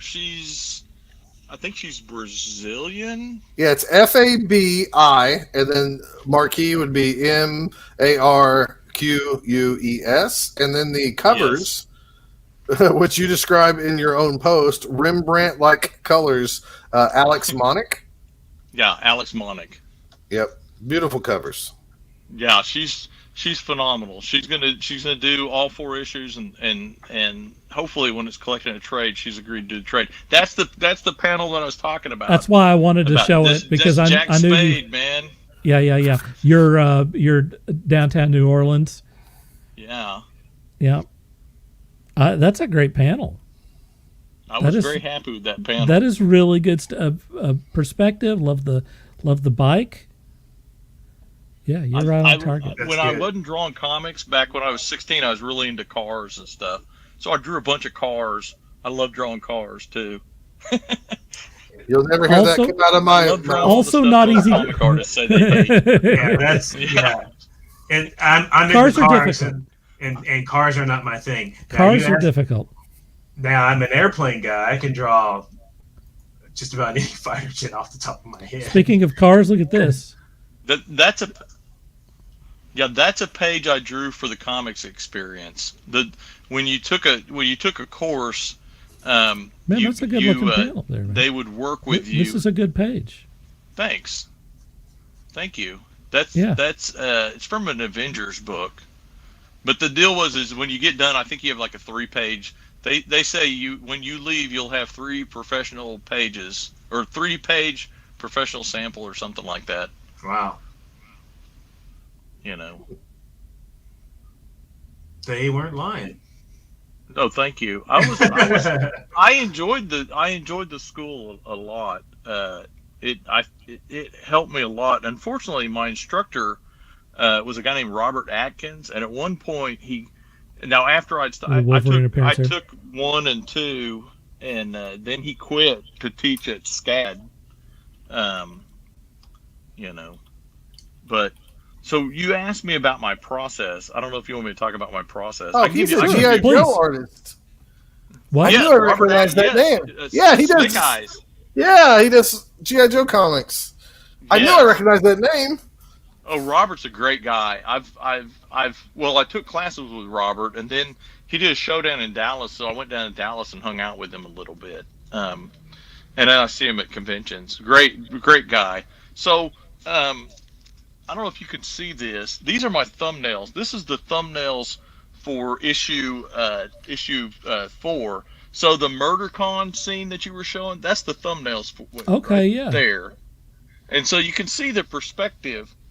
And sorry, I can't tell which direction I'm going through backwards. You're fine. But you can see there's the panel where she put the hockey mask on. So I do these I'll do this in my sketchbook. I'll thumbnail out the entire page. How do you get your size down? Because you're doing it in a sketchbook. That's not a form. Yeah, it's no. This is a 9x12 sketchbook. These are probably 2x3 inches. And so what I'll do is I'll draw that thumbnail, and I try and draw them pretty detailed. And then I learned this trick through the comics experience. I will then scan that in at a real high resolution, and I'll blow it up to 11x17, and I will then letter that, letter my thumbnail, and then I print it, but I flip it before I print it. And so it prints on, I have an 11x17 printer. It prints on the back. I buy like the blank comic boards. I don't buy the pre-printed, but I have the grid, I have the layout, and I'll put that on there. So when I print it, I can flip it and look at it through a light table, and my thumbnail is blown up. So everybody talks about like doing a blank page or fear of the blank page or whatever. I have my thumbnail blown up that I can look through and just clean up. So, you talked about the grid. It's very easy to do the perspective grid at that point because I can see where all my buildings are at, and I've drawn perspective enough. I figure out where the horizon line is, and then do the vanishing points and stuff. It's those sketches in offices. Yes, that's kind of. Oh, go ahead. I was going to say it's kind of similar to what I do. Like I do digitally, but I will do it on paper first, and like whatever I want in my panels, I'll do that on a sheet of paper, however big, and then I'll scan that and use it for my panel later on. Oh, and then I'll either ink it or do extra sketches in Manga Studio. Yeah, and I liked lettering the book then because it helps me to leave enough room. so the book is lettered. I mean, really, other than the thumbnail, the first thing I do is I letter the book. Now I don't draw the balloons and stuff, but I'll just copy and paste the dialogue, and I know to leave enough room for it, and then I save that. I'll save that in Illustrator, and then when I got the colors back, I dropped them in, and I put the balloons on there. So I do quite a bit on the computer. Or sort of. I still draw it by hand. I still ink it by hand, but I'll go in, if I scan it and there's something I don't like, I go into Photoshop and edit it, Cool. Have you seen a mock-up of like the first issue, or are they sending you anything yet? I have a PDF of the first, September's still, a few months away, 5 months away? I get the colors back from Fabi. Okay. And I put the letters on top of them, and then I send that off to the. So wait a minute, you're lettering too? Yeah, I'm lettering too. I wanted to, after issue 1, I wanted to hire a letterer. Wow. But I know. You just didn't want anyone to get credit on the comic. Is that what it is? You just wanted all the credit to yourself. The thing. You either come up with money or you split the profits with I hear people. I hear you. For sure. I mean, the letters are not overly expensive. I absolutely, after issue 1. Well, after issue 1, I was like, I want a letter. We should hire a letterer, and Greg was concerned that we would lose some consistency. Now, I'll be honest with you. I'm hoping that when it comes out, everybody doesn't just slam the letters, because you always hear people go, "These letters are amateurish." Are you doing analog lettering, or are you doing digital lettering? No, it's digital. I do it in Illustrator. I scan so I draw the page. I'll print out the thing, like I said. I'll put it on a light table, and I'll draw it. And I use the light table really only for the basic. I'll just clean it up, but it's still like a layout. But I don't like, and then at that point, I'll put the light table to the side, and I'll draw the page. But it just gets me a rough, and I'll fix proportions and anatomy and that sort of thing as I'm working on that.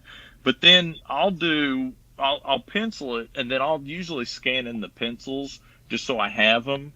And then I'll ink it, and then I scan the inks in at I think I do like 1200 DPI. Wow. And then, because once you can scan it in high, and then you make it bitmap, and then drop it down to. I think I'm doing like at 600 when I letter them, but I take the page. So I have, when I'm at this point, I have Photoshop and Illustrator open at the same time. I'll scan it, everything into Photoshop, get it where it looks right and everything's, and I'll take it down and I'll save that, the raw inks as a TIFF. And then in Illustrator, I have a page that I've made this same size. I'll bring that in, and that's where I've got my lettering saved. And I've got layers. I've got a layer for art. I've got a layer for letters. I've got a layer for balloons and a layer for sound effects.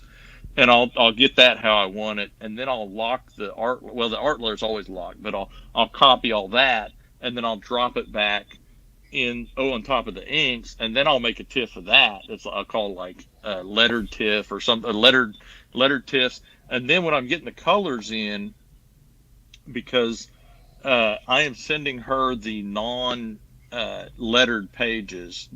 Her pages have sound effects but no letters, so I'll take hers and drop them. I'll drop hers right in there. It's inked and everything, so I'll just drop that in there, and then I'll put the letters on top of it, and then that's it. And then I think I save it as I don't know what I say. I think it's a TIFF when I send it to the publisher. I think it's like 400 DPI TIFF is what they're requesting. I forget. So if people are interested in this, they still have a few months to wait until the first issue comes out. Where will they be able to find it? Well, probably the easiest thing would be, it's going to be in the July previews. So so it is going to comic stores. It is going, it's going to comic stores, so That's they great. can pre-order it. And I'm hoping that I'll do promotional stuff. I've been, I'm hoping. This is all you need, Scott. You're on Taskforce Geek. Okay. It's over. There you go. Just let the money pour in on me. Yeah, but it's just done. I've talked. There you go. Little did I know. I would have been on sooner had I known that. I mean, where's Steve right now? Previews. SourcePoint Press has a website that they sell their stuff there also, and we're going to go to cons. Is it going to be? Press has a deal. If you're a writer, Comixology. I don't know. I don't know if they do anything. That's a good question. Yeah, I'm not. I sure. know. I don't think they do. I think they have their own thing they do. Okay. But I'm not for sure. I know. I signed a 10-page contract, and part of it had to do with some digital stuff. So, when did you say it was coming out in previews? July.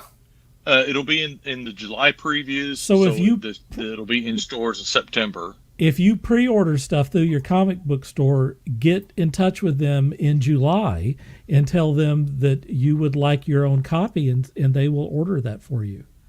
So Absolutely. July is really the target date that you want to be looking at for this to hopefully jack up these, the sales.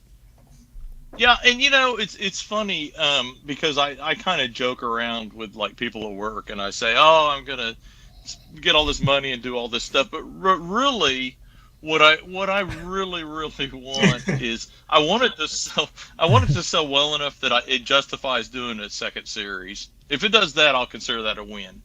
Right. Ronnie says that once you're on Taskforce Geek, your career will explode. And then he said Frazetta was a no-talent hack until he was on Taskforce Geek. Yeah. Little did I know. Just didn't know that we made him. He doesn't know. He didn't know that either. Goodness gracious. All right. So what's next for you, Scott? You're finished, really. You're done with this. I'm done. Silly thing. The pandemic has completely ruined my life. Not really, but I was in 2020. I was at the beginning of 2020. I was starting on the 4th issue, and I was talking to Greg, and I said, if I get this done, do you think maybe that we can put the first issue out and promote it at San Diego? And he said, well, no, because it has to go on the schedule. He said, it's going to take longer than that. He said, even if you were done with it now, it would take longer than that. I go, oh. And so I go, okay, well, what about New York? That's in October. And he said, yeah, probably not, but maybe. And so I was like, oh. And so when they announced that San Diego wasn't going to happen in 2020, I had already died in my heart just a little bit, because I was hoping because I went for years and I stopped going because I said it's too big and too expensive. I'm not going until I have a comic book to promote out here. And so that's kind of been one of my things, is I want to promote the comic at San Diego. and so that didn't happen. And then we had other things have come up, and like I said, we're still not completely done. I've got all the books are done. We're waiting on covers for the third and fourth issue. And so it's taken this much time, and in that time I've been idle basically, and I want to do something. I keep throwing my hat in the ring for various things, but nothing's really come my way. It's weird because I'll talk to people online and they'll talk about, I can't, comic creator groups, they'll say, oh, I can't afford an artist, or they'll complain about how much artists cost, and I'll contact them and go, give me a good book and a plan and I'll draw it for nothing. I've got a good day job. I don't need to make $300 off of art, or whatever you're going to pay me. I'm doing this because I love it. I'm not doing it because of any. Don't get me wrong. I hope ultimately this project makes money to justify doing it. But if you look at working at Marvel, if you put the calculator to it, I figured this out. If you're working on 12 issues of a Marvel book at their starting page rate, now I'm talking about penciling. It works out to where you're making about 42 grand a year, which is not that much. If you're, and don't get me wrong, if you're out there flipping burgers, you probably think it's great, but you got to realize they're not paying employment tax. So you have to pay half of that to taxes. Mm-hmm. You get no benefits, you get no nothing. It is medical. Terrible. No medical, no vacation, no 401k. And so I couldn't afford to work at Marvel right now. Well, I could mooch off my wife, but realistically, it would be ridiculous to work at Marvel. And so I've kind of almost, I hate to say this, but I've kind of given up on the idea of like comics as being like a realistic, I'm going to do this for a living. And so I'm just looking for something cool to draw, Right. Yeah. That's awesome. So you're really you don't have the next thing lined up. I don't have. So that's a news alert to everyone. You'll get offers. Give Scott something to draw for. Is Doug Wood watching? Is Doug watching? Yeah, get Doug Wood on here. He's got 14 other stories for you right now. Interesting enough, Doug Wood's Ultramax book that was on Kickstarter is on the Source Point Press website. Oh, interesting. Yeah. Really? As single issues. Yeah. I noticed that. I was looking through this, so it's in one of these things here. So that's cool. All right. Very cool. Scott Prime, do you want to do your segment on Blood Bowl? Yeah, I could probably wrap it up fairly quick. I know we're all long-winded talkers, so we've already been talking for a while now. We have. Sure. I killed a couple of our deals, but I think that what we're going to do is give you your time to do some Blood Bowl since I've got you here. I wish hang on. Let me give you the official intro here. Oh. Let me give you something. Oh, I don't know. Well, then I want it to go back to you so you can give me the big intro like Scott got, and then you can come back on me. We're not going to give you that big an intro. Why not? I'm a Scott too. Remember that. I'm thinking no. 2. Scott 2. I'm thinking no. All right, here we go. Okay.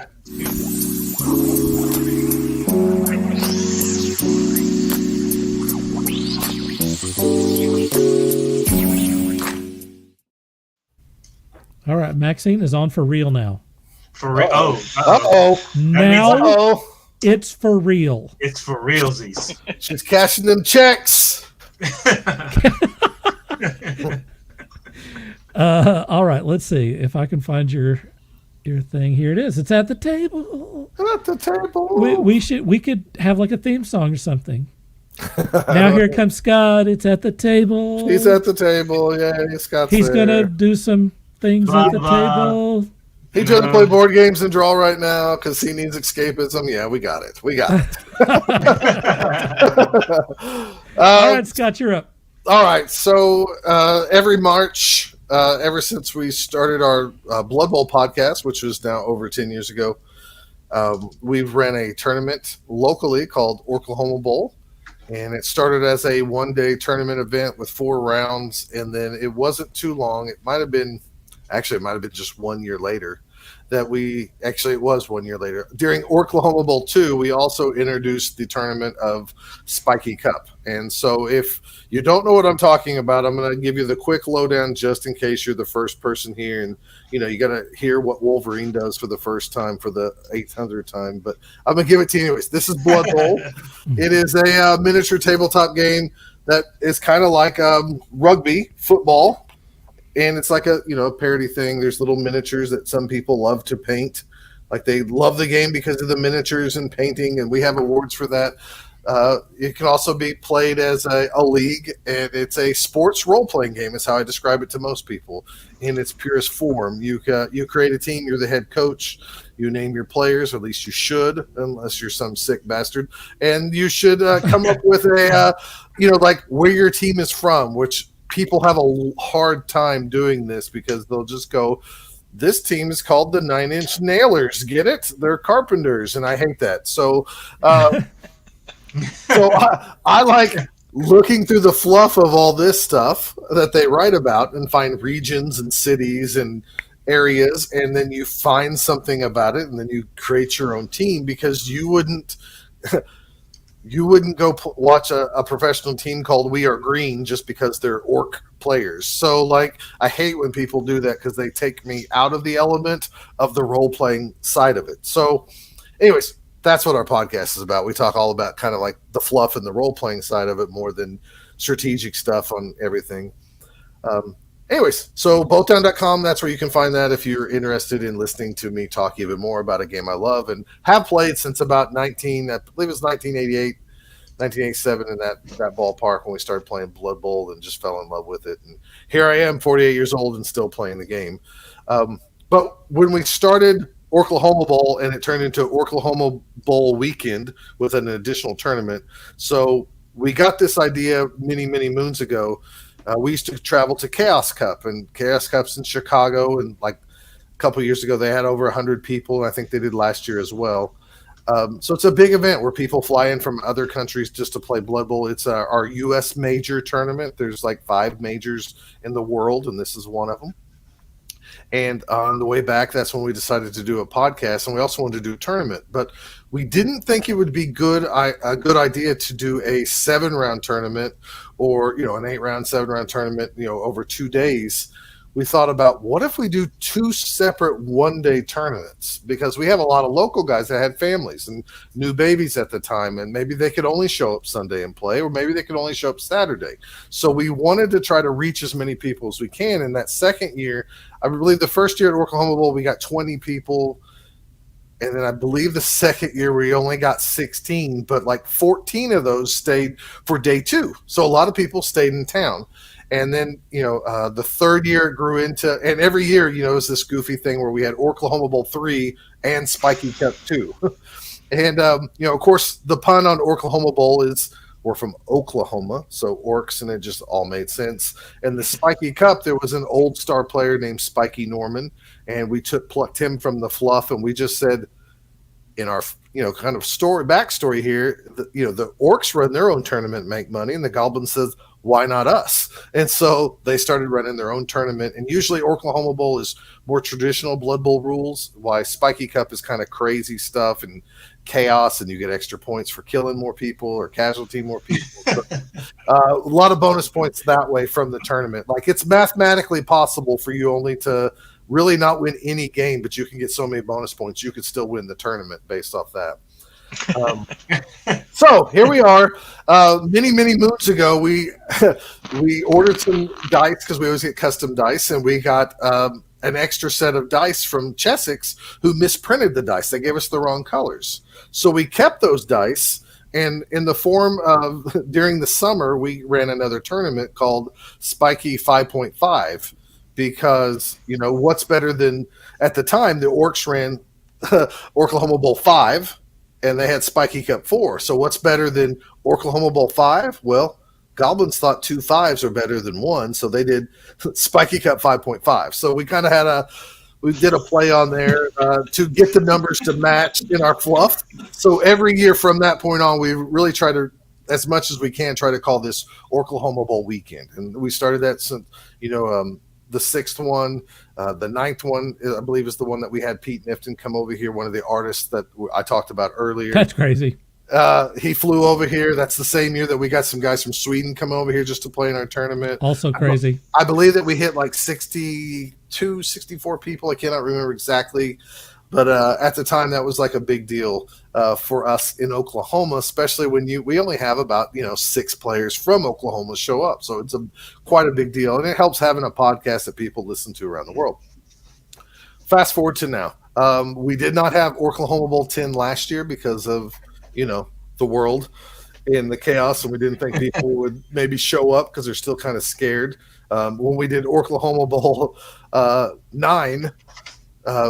Or the last one we did, we almost got somebody stuck here in America because they started shutting down the airplanes and stuff. Oh, wow. So he had to get back to England. He was from Norway. So here we are. We wanted to do Oklahoma Bowl 10 big, because it's a big anniversary. But here we are throwing things together at the last moment. And the demand was, me and Steve really didn't start stuff until probably the end of December of getting stuff together. Now you're running a tournament in March, but we had so many people contact us like, you have to run it, you have to run it, you have to run it. And so we went, fine, maybe the world will be ready to run it, because we didn't want to have it, get everybody all wired up and they had to cancel the event. So it worked out. So we did Oklahoma Bowl 10. We decided to write in the fluff. So in Blood Bowl, the dwarves and the orcs are having a battle, and they find this book that they rub off the cover, this dust off this book, and it says NFL, and they read that as Nuffle. So they thought Nuffle was the god of this sport that they play called Blood Bowl. That's where the fluff goes here. Okay. So since Nuffle's sacred number is 11, because there's 11 players on the pitch, we decided to really kind of craft our fluff around, like, we're not prepared for Oklahoma Bowl 10, so we're going to act like 11's the big one, and we'll do our own custom miniatures and stuff like that. And sure enough, anyways, we pulled it all together. Long story short, we had a ton of items to give away for charity and stuff like that. We even had our own custom miniature this year at the last second. We found a local guy to 3D print as a model, and I should have it with me, but I didn't really think about it. It's a little model of our 2-headed goblin character that's based off me and Steve. And he has one of those big foam hands in there. How did you not bring that? Well, I didn't really think we were going to talk in ad nauseum about this. So I thought this would be really quick. But anyways, I can do that at some point in the future. Anyways, we had a custom model. We had we had our custom dice like we normally do. We had a ton of people that came in that donated items. We had Brendan on here on the Taskforce Geek thing here. He did some custom, wood graving stuff. I even got I should have brought this on too. I guess I wasn't prepared. I have a Blood Bowl box that carries my team that you did the artwork for, Dirk. I should have. Yeah, I've never seen that in real life. Well, if you guys want to talk about something else, I can go get those items and show them off, because I'm totally unprepared for the Blood Bowl side of this talk. I kind of forgot we were talking about this, to be honest with you. Anyways, we had a tremendous weekend. We had 53 people paid at the door or paid to come to play. For the first time, most of the time, if you run these gaming tournaments and stuff, even though people say they're going to come, life happens. And traditionally the golden rule is 10% of, if you have 50, 5 of them are going to drop out for the last second. Maybe gas is too high, or my wife just found out, like we're low on money. It's just something happens. I get hit by a car. We've heard it all. Car wrecks and everything else. We only had one person drop, and they were from California. So we were pretty happy that we had a really good turnout. So we had 52 people show up the first day of Oklahoma Bowl, and everything went pretty smooth from our part. It was nice to get back into the community side of just seeing everybody. If you don't play Blood Bowl or know anything about it, the Blood Bowl community is amazing in the fact that, the Blood Bowl side of playing this game is more of the excuse to get together and hang out with a bunch of people you like. And we turned the whole event into a big weekend. We all got together on a Friday night at Rudy's Barbecue down in Norman, had a meet and greet from 7 to 10. I mean, people were they couldn't be nice enough. There was people buying each other beer. There was people hey, let me buy your food. Let me do this. I mean, it's just fellowship is the best way to describe it. It's just fellowship of just hanging out with people and seeing people. And people have bad stories and people have good stories. You find out this guy recovered from cancer that you didn't even know he had at the time and stuff. But everybody's just happy to see each other. So we kicked off Saturday. Like I said, we had 52 people show up out of 53, which meant I had to sit out because I played the odd man out. So if we have odd people, we don't let anybody have a bye round. We make sure everybody plays every round. So I had to sit around for 10 hours of the day, and me with my ADHD, I just go freaking nuts. So we had some conversations about Land of the Lost and Chaka and all this stuff. So I won't go into that. That's important. we had some crazy conversations, but we had a good time. And I'm proud to say that we had a guy, it's Dave, I can't remember his Dave Rave.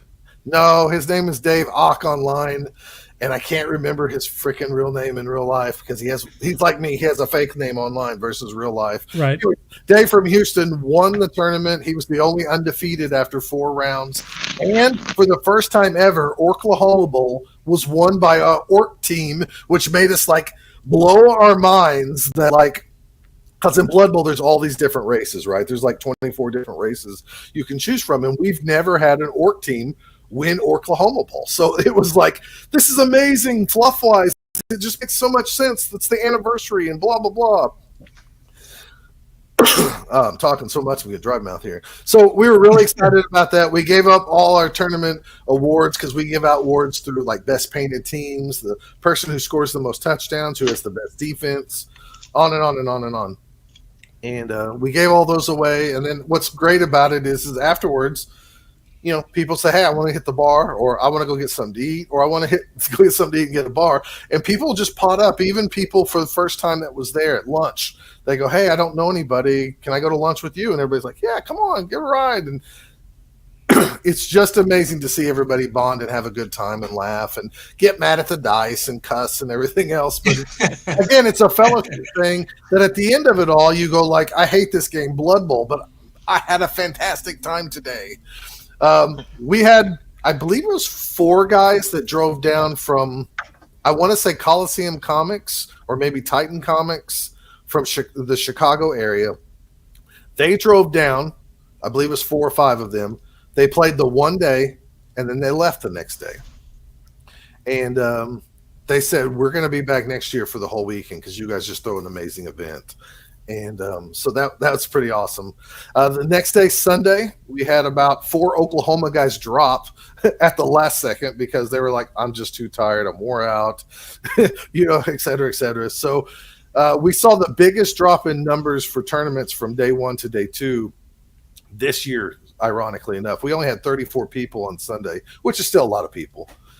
We ran 3 rounds of Spiky Cup, and ironically enough, for the first time ever, a Goblin team won.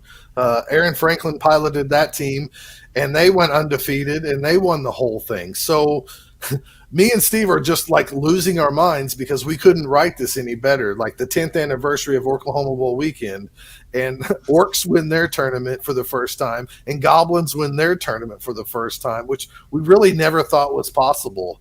And here it happened on this weekend. So like we were thrilled to death. We gave out all the awards. We took group pictures and all that stuff. But anyways, amazing time. And tooting our own horn, we always ask for feedback, and we never get anything bad back. So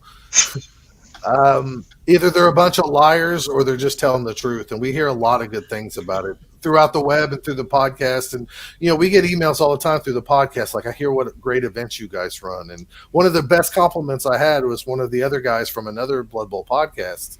He said, coming to your events makes me want to run better tournaments and do better, do a better presentation and stuff like that. So that is like a super huge compliment in itself. And it makes, me and Steve, of course, proud, because we never feel like we can hang out with everybody long enough to make them happy. Not that they're really coming for us, but in our, deluded minds, we kind of think that a little bit because we do the podcast and that's how they heard of us and stuff. So anyways, overall, a really great weekend. We did, like everything, at least from my perspective, I got to experience the whole gambit because we had all those people day one. Day two, we had less people. I actually got to play on Sunday. Unfortunately, we had a player whose father passed away the night before, late Saturday night, and he came in, and once he heard that we had an odd man out, he was still going to play. The guy was still going to play because he didn't want to ruin somebody else's fun. And in Blood Bowl, if you have odd people, you want everybody to play every round. It's not like Magic the Gathering where you give somebody a bye win, because we have awards that are based off stats, most casualties, most touchdowns, stuff like that. That stuff gets skewed if somebody quits mid-game, which makes kind of Blood Bowl a hard game, because if you're getting your butt kicked, you just want to quit, but you can't. So I pulled him aside and, frankly, I told him, like, man, I don't know what to tell you, because there's nothing I have that's going to make you feel better. I said, but I'll offer a hug. And so we had a moment, and we balled our faces off together, because I don't know if I just soaked that in or something, but, I feel bad, like, what can you say to somebody who just lost their father? So we had a moment, and then we stopped, and we said a few jokes and laughed, and then we had another hug. And so, like, I went through everything. I got to play the game. I got to hang out with friends. It was my birthday that weekend, so all these goons sung us happy birthday and stuff. And there's another guy who also has his birthday on the 18th of March. So we all got to experience that together, and we experienced the side of life that you don't want to be there with. But at the same time, I know I'm talking long-winded here, but he got to at least share that with people that cared about him and that were there for him in the long run. So that's why I keep talking about it. It's a really good community, because if you don't want to see these people, you don't hang out with them and stuff. So people are just really happy to be there. Speaking of, I did bring this. I don't know why I didn't bring the other stuff. So if I can put this up, zoom in on me, Dirk. So here's we had some custom trophies made. Like this one says Spiky Cup. It says cool. Best defense, and these were done by a gentleman in Texas. We have a guy named Dustin Parsons and John Spurgeon who help us set ups. And over the years, Dustin has crafted so many handmade things for us. We used to buy the plastic trophies that you give out for T-ball tournaments and stuff. Sure. And he goes, let me just make some and try these out. So here's one of them for best defense. And I can tell you that this one's mine, because I took a Snotling team and I didn't lose a game and I didn't give up any touchdowns. So I finished 6th on Sunday, but this award came down to me because I was the best defense. So pretty happy with that. Get an award at my own event. So that was kind of neat. But anyways, great time. Oklahoma Bowl weekend always goes wonderful. And next year we'll do 11, and hopefully it'll even be bigger is our hope. And that's what we're going to, we say we're going to start planning for it like this summer, but I know us, we're not going to do that. We're just planning on it about November, December. But, we made some extra money to put in our, Both Down podcast savings. So we can start actually preparing for next year if we want. But we're still going to run Nuffleween, which is like a Halloween-themed Blood Bowl tournament coming up in November. and we might even do the Orchidas Open that we did last year in December, which all that money went to like a charity thing. We're very blessed that Wizards Asylum down in Norman doesn't charge us a dime, and they let us have the whole run of their store. They shut down everything for us, and really they don't get nothing for it except for like 52 people buying snacks. And the good news is most Blood Bowlers are so happy to have a place to play, they'll go buy a board game or something at the shop and support the shop. So anyways, I've ranted long enough. I need at least a quick break here. Well, let me say real quick, let me put these things up, and then you can run off and get those other things. I'd like to see the box, for example. Okay, sure. But first, Brian James says, Scott Prime is a gem. May he continue to shine bright like a diamond. I am bright like a diamond. Shine bright Or like a diamond. Michelle wants to know when you're going to Norway. I would love to go to Norway or Sweden less to play Blood Bowl, but if that's the excuse I need, I really want to see the Northern Lights in some shape or form before I die. I think that would just be magical and heavenly. Me too. Yep, that's big on my list.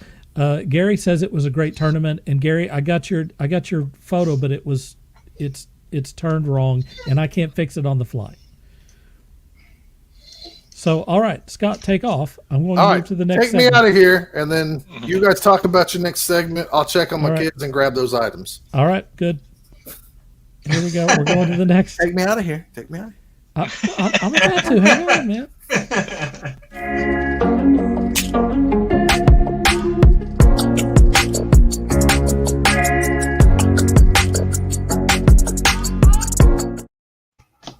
He's out of here.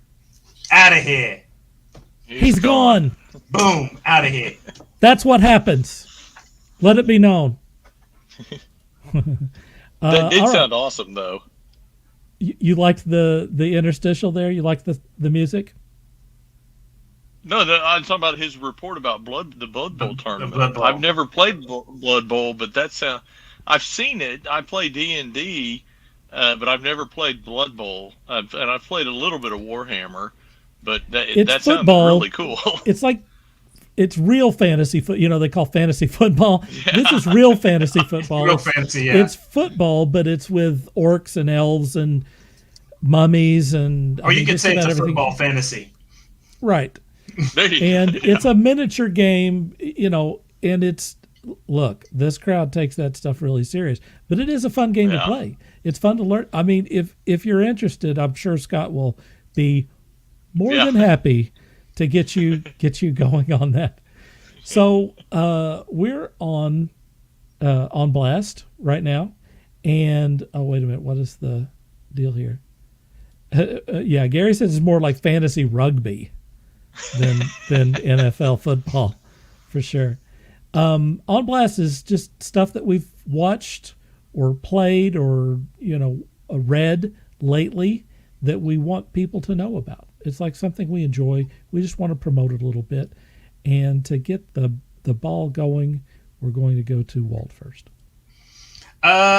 There's really not much that I've consumed this week. Dude, you gotta eat some time. We gotta wait until Scott gets back. So, about the only thing that I can say is been playing a lot of Gran Turismo Sport since 7 is out. All the really good players, like the really, really, really good players, have moved on to 7. So I'm really increasing my driving record on Gran Turismo Sport. Right. But other than that, just, the regular Disney Plus stuff, which, we don't want to talk about right now because we're going to save that for later. Right. For a later day. When we get our act together. When we get our stuff together. I will say that I have watched, Young Justice on HBO Max. Yeah. Last week they brought out 3 episodes to kick us back off because they've been gone for almost like 2 months. They introduced, and I probably mentioned this last week, they introduced 13 Aquaman characters. That's crazy. Which was pretty cool. It was a pretty cool thing. Young Justice has a knack for bringing up like obscure things from the DC universe, like Arian was the subject, which is an old comic from the day, which was the leader of Atlantis before it sunk. Oh yeah. So, I only vaguely remember that. It's really cool. I mean, what they've done with Young Justice is, a lot of people complain about how they didn't like the way the story went last year and some blah blah blah. But the way that they've tied everything in together, with Vandal Savage being the father of Nobu. If you know who Nobu is, that's was it Dr. Fate, the spirit that's in the mask of Dr. Fate. That was his grandson. So, and Arian is also a relative. Basically, what they've said is Vandal Savage is the father of every metahuman on the planet. Oh wow! Every metahuman has stemmed from him, because he was the first metahuman on the planet. Interesting. Yeah, so pretty cool, man. All right, let's put this back up again. Let's add. Hey, I'm back. How about that? All right. So what did I miss? What am I showing off? What am I doing? Whatever you want to go next. What are we doing? What's our segment? This is on blast. We're just On talking blast. about stuff that we consumed over the last week. Just watched or and that's where I gave you played. that picture. Yes. Okay. Are Then you ready? You do him first. You do that, Scott. I'm going to do it. Because I might be long-winded again. All right. Because- oh my because- Lord. No, I won't be. I won't be on purpose. I promise. All right, Scott. What have you been watching or reading or whatever lately? Oh gosh. So something that I've really gotten into lately is recently this is a long story, but recently I got a new cell phone, and when my plan got upgraded, I got HBO Prime all of a sudden, or HBO Plus, I'm sorry. And so recently the Many Saints of Newark came on that, which is the Sopranos prequel. Okay. I'd watched The Sopranos a few years ago, and so I watched that, and I was a little embarrassed because I was completely lost. But that has plunged me back into The Sopranos. Oh wow. And so I've been watching The Sopranos for the last, I don't know, couple weeks or whatever, and it's interesting because at my day job I'm a supervisor, and so I'm trying to as a way to amuse myself, I'm using as many, we'll call them Tony Soprano-isms as possible in my management of my employees. I've decided that he did get results. I've decided that there's some legitimate management techniques. I had a situation come up where someone was unhappy, and someone told me You had him whacked. Well, no, if only. No, someone told me they just want respect, and I said you got to get respect to give respect. Oh, there you or you go. got to give respect to get respect. And so, but I have been, all joking aside, I have been enjoying The Sopranos, and it is funny that there's a lot of stuff that applies to real life in there. Sure. I've often said that before I was in management, I think this is true of most companies. Before I was in management, I thought that if you were promoted into a management position, that you were it was like you were a dictator, and you told people this is what you do this and you do this, and Oh yeah. and everybody just did it. But what I've realized pretty quick is that it operates more like The Godfather. That is, you do them a favor and they'll do you a favor, and then you do them Yes. and it really there's more let's just say there's more in common with The Sopranos than I should probably admit Sure. without going to HR. But that's Right. what I've really been enjoying that. Other than that, I recently read, or I watched the animated version, and then I read the comic of the Flashpoint, because when I went to see the Batman, they showed the one I saw the early show, and they showed a DC only kind of preview, and they showed a preview or short clips from the Flash, Right. and I recognized it as I think the Flash movie is going to be Flashpoint, which I really enjoyed. Almost and so definitely. I went back and watched that animated thing last weekend. And then the news comes out that what's his name, Ezra Miller's out. So who knows? That may be in limbo now. That was yet another subject I considered for tonight. But yeah, the Flash. If you have HBO and you're disappointed about the Flash movie, maybe going the bye. Watch the anime Flashpoint. The anime Flashpoint's really good. I second that. There's people are asking for Grant Gustin to take over who's the CW Flash. Yeah.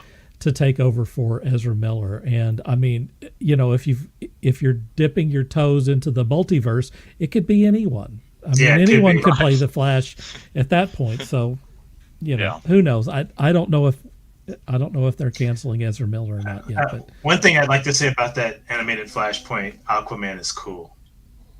Yes. Yes. And they totally based him off of Brock Lesnar. Did they? Oh yeah, that's definitely. Interesting. He's definitely Brock Lesnar. Gary has a suggestion for On Blast. He says, "My plea to all of you is don't consume Morbius. It was #awful." I haven't seen it, but I think last week. I've heard nothing but bad things. For me, I think that it probably benefited because my expectations were exceptionally low. There are things to like about it. It's not the worst Sony Marvel movie, but also not the best. Okay, I'm going to do mine, and then I'll let Scott bring us home because I don't have a lot to say. I have, instead of watching Moon Knight, which everyone is on my ass about. Have you watched Moon Knight? Have you watched Moon Knight? No, I have not watched Moon Knight yet. Every time I sit down to watch Moon Knight, like my connection goes out. So I have not watched it yet. But I have been watching the second season of Star Blazers, the new version of the second season of Star Blazers. And I don't really remember. The second season of Star Blazers, when I watched it back long ago, I don't remember it so well, to be honest. The first season at least started off almost like shot per shot, like the original series. I don't think they're doing that with the second season. Walter, you want to back me up on that, or? Yeah, they totally expanded the second season on the reboot. Well, what they're doing, and I've only watched a couple of episodes so far, but what they're doing with the second season is so much better than what I remember the original series doing. I mean, there's just so much more going on. It's so much more interesting and involved and political, which I love space politics and space battles and all this sort of, they're doing all of it. And they're going all in on this stuff. And the crew, I don't remember, Walt, again, correct me please if I'm wrong, I don't remember the crew going AWOL and doing their own thing. Is that wrong? That's it's kind of a mix. Okay. It wasn't total AWOL, but there was a little bit of, because there's the Space Marines and all that stuff. There was lots of angst between the Star Force and the Space Marines. Well, what they're doing in this second season is awesome. It's just wait till you get to the end. I get orgasmic when you talk about space battles and stuff, and they're already giving me that. They're promising a lot more, and the characters, what they're doing with these characters and stuff, it's awesome, and it's for free. It's free right now on Funimation. If you're into, it's the Vapus. Just download Funimation, watch it for free until, they're about to port everything from Funimation over to Crunchyroll. But for right now, if you're interested, watch the first season of Star Blazers Forever, which is magnificent. But the second season looks like it's going to be just as good.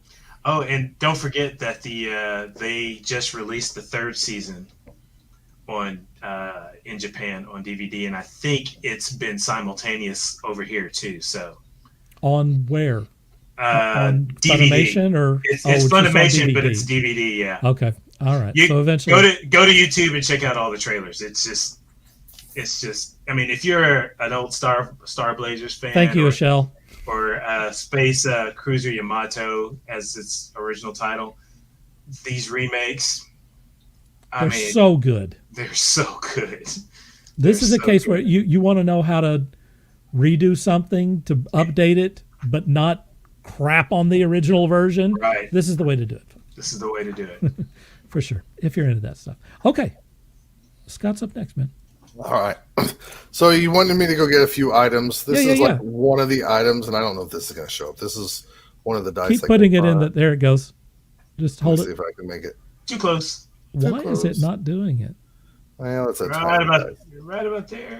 Anyways, right there, you can barely see the icon. This is an 8-sided dice we gave out to people. Try it again. Try it again. I'm going to show you the same symbol here in a second. So, like, There it is. You It's so close. Oh, well. This is terrible video. Anyways, right here. While we wait on this thing. There we go. There we go. Same icon-ish. Man, we got to talk about your webcam. Well, I'm not making movies or my OnlyFans page. I like to keep it blurry for the OnlyFans people out there. Anyway, come on, we know that you have a Scott Prime OnlyFans out there somewhere. It may not be called Scott Prime, but it's something. Not because of me. It's because of Jennifer. That's for sure. Unless you talk to the bear people. Anyways, this was donated from Windmill Games. From Steve, you just missed me talking about Star Blazers for F's sake. Yeah, Steve, where were you? Man. So this was a token donated by Windmill Games. It represents a ball, so you could put your miniature on there as you play the game. Cool. And it also had if you see the numbers, there's a scatter template, because in Blood Bowl, anytime somebody gets tackled, they hit a spot, and then the ball, you roll a D8, and that's the direction the ball goes. Oh, cool. Yeah. Here's the miniature I was talking about, and I'm going to try to see if I can get this somewhere in here where it's... I see the finger, and it's two-headed, and it's supposed to be you two? Yeah, it's a little goblin guy. Anyways, this is not the greatest, How did you get that built? I mean, is that printed?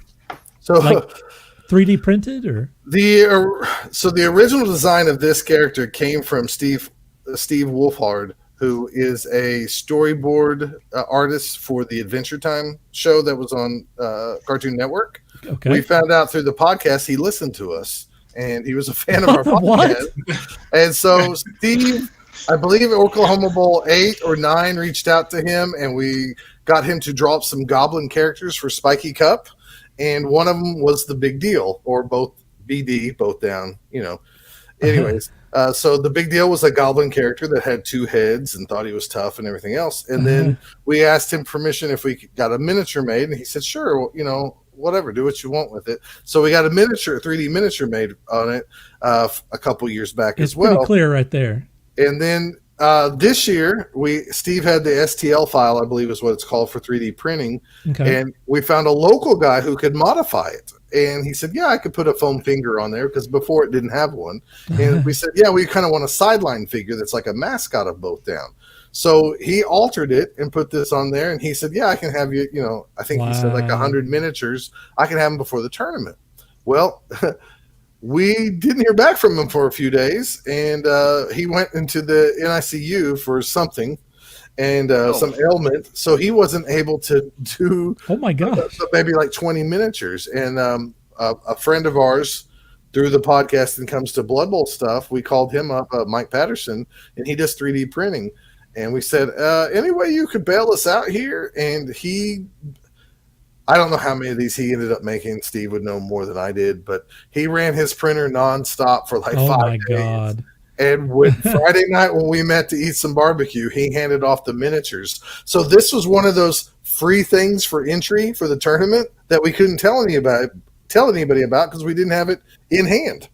So we didn't want to advertise this and not have it. So, anyways, if you played the weekend, it was like $40 or $50 for the weekend. Here's a couple of the items, 3 of the items that you would have got for free. I mean, that's cool.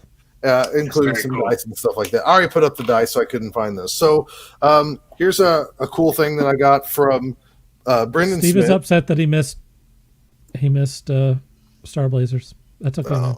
It's good to see you too, Steve. This one's from Brendan Smith, or Ye Old Laser Smith, that's over here. Believe it or not, Joe Smith does windmill games. Brendan Smith does Ye Old Laser Smith. They're both from Springfield, Missouri. They both play Blood Bowl. They both have the same last names, and yet they're not related at all. That is crazy. What the? And they do all this woodworking stuff. So this was actually gifted to me as a birthday present because I do a podcast, I guess. But anyways, it's amazing, and I'm very blessed that I have people who want to give me free stuff, right? So this has Dirk's artwork on there that he did for Brendan. And, of course, you can take this strap off, and you have this. And I'm going to try to do this without breaking my miniatures. But the top plate comes off. And if you see here, he has, my NAF name. NAF is like the world rankings of. Yeah, that's crazy. It's got your name on it, too. So that's like cool. my username and my member number. All right. And then if you take this off, you could actually flip this around and put it on top here. And it has. Let me do this. This has like the sidelines for your Blood Bowl team. You can put your score, your turn marker, your re-rolls. I did all those graphics too. Okay, I didn't know that. So it looks All like of your the- style, but I wasn't for sure. The skull and the. Did you do this? I did that. I did everything. Okay, so I did the there's- football and the down here too? hourglass. Yep, all of it. The Nice. dice. So that's on the other side.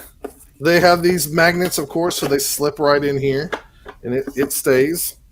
I'm shaking it, so that's Dude, good. hold that up for just a second, so I can talk about it. That is a skeleton with a flaming head, and that was Brendan's idea to do basically like a Army of Darkness, like a reversed version. So instead of being like an Evil Dead version, he's the Evil Dead, and like they're like humans or whatever. But he's got the chainsaw and all that. So anyway, it's a tribute both to that and all that. Anyway, there you go. Well, in Blood Bowl, there's a few like star players that wield the chainsaw and bring it onto the pitch before they get called out by the ref. And one of them's name is Bryce the Slice, and he's a skeleton star player. Inside here is also the kickoff chart and the prayers of Nuffle that can happen during like kickoffs, and then like your casualty table, your lasting injuries, your weather charts over here for if you needed a game aid. And then this even comes off. This pops off. It has a base that you can put your miniatures in, so you can display them.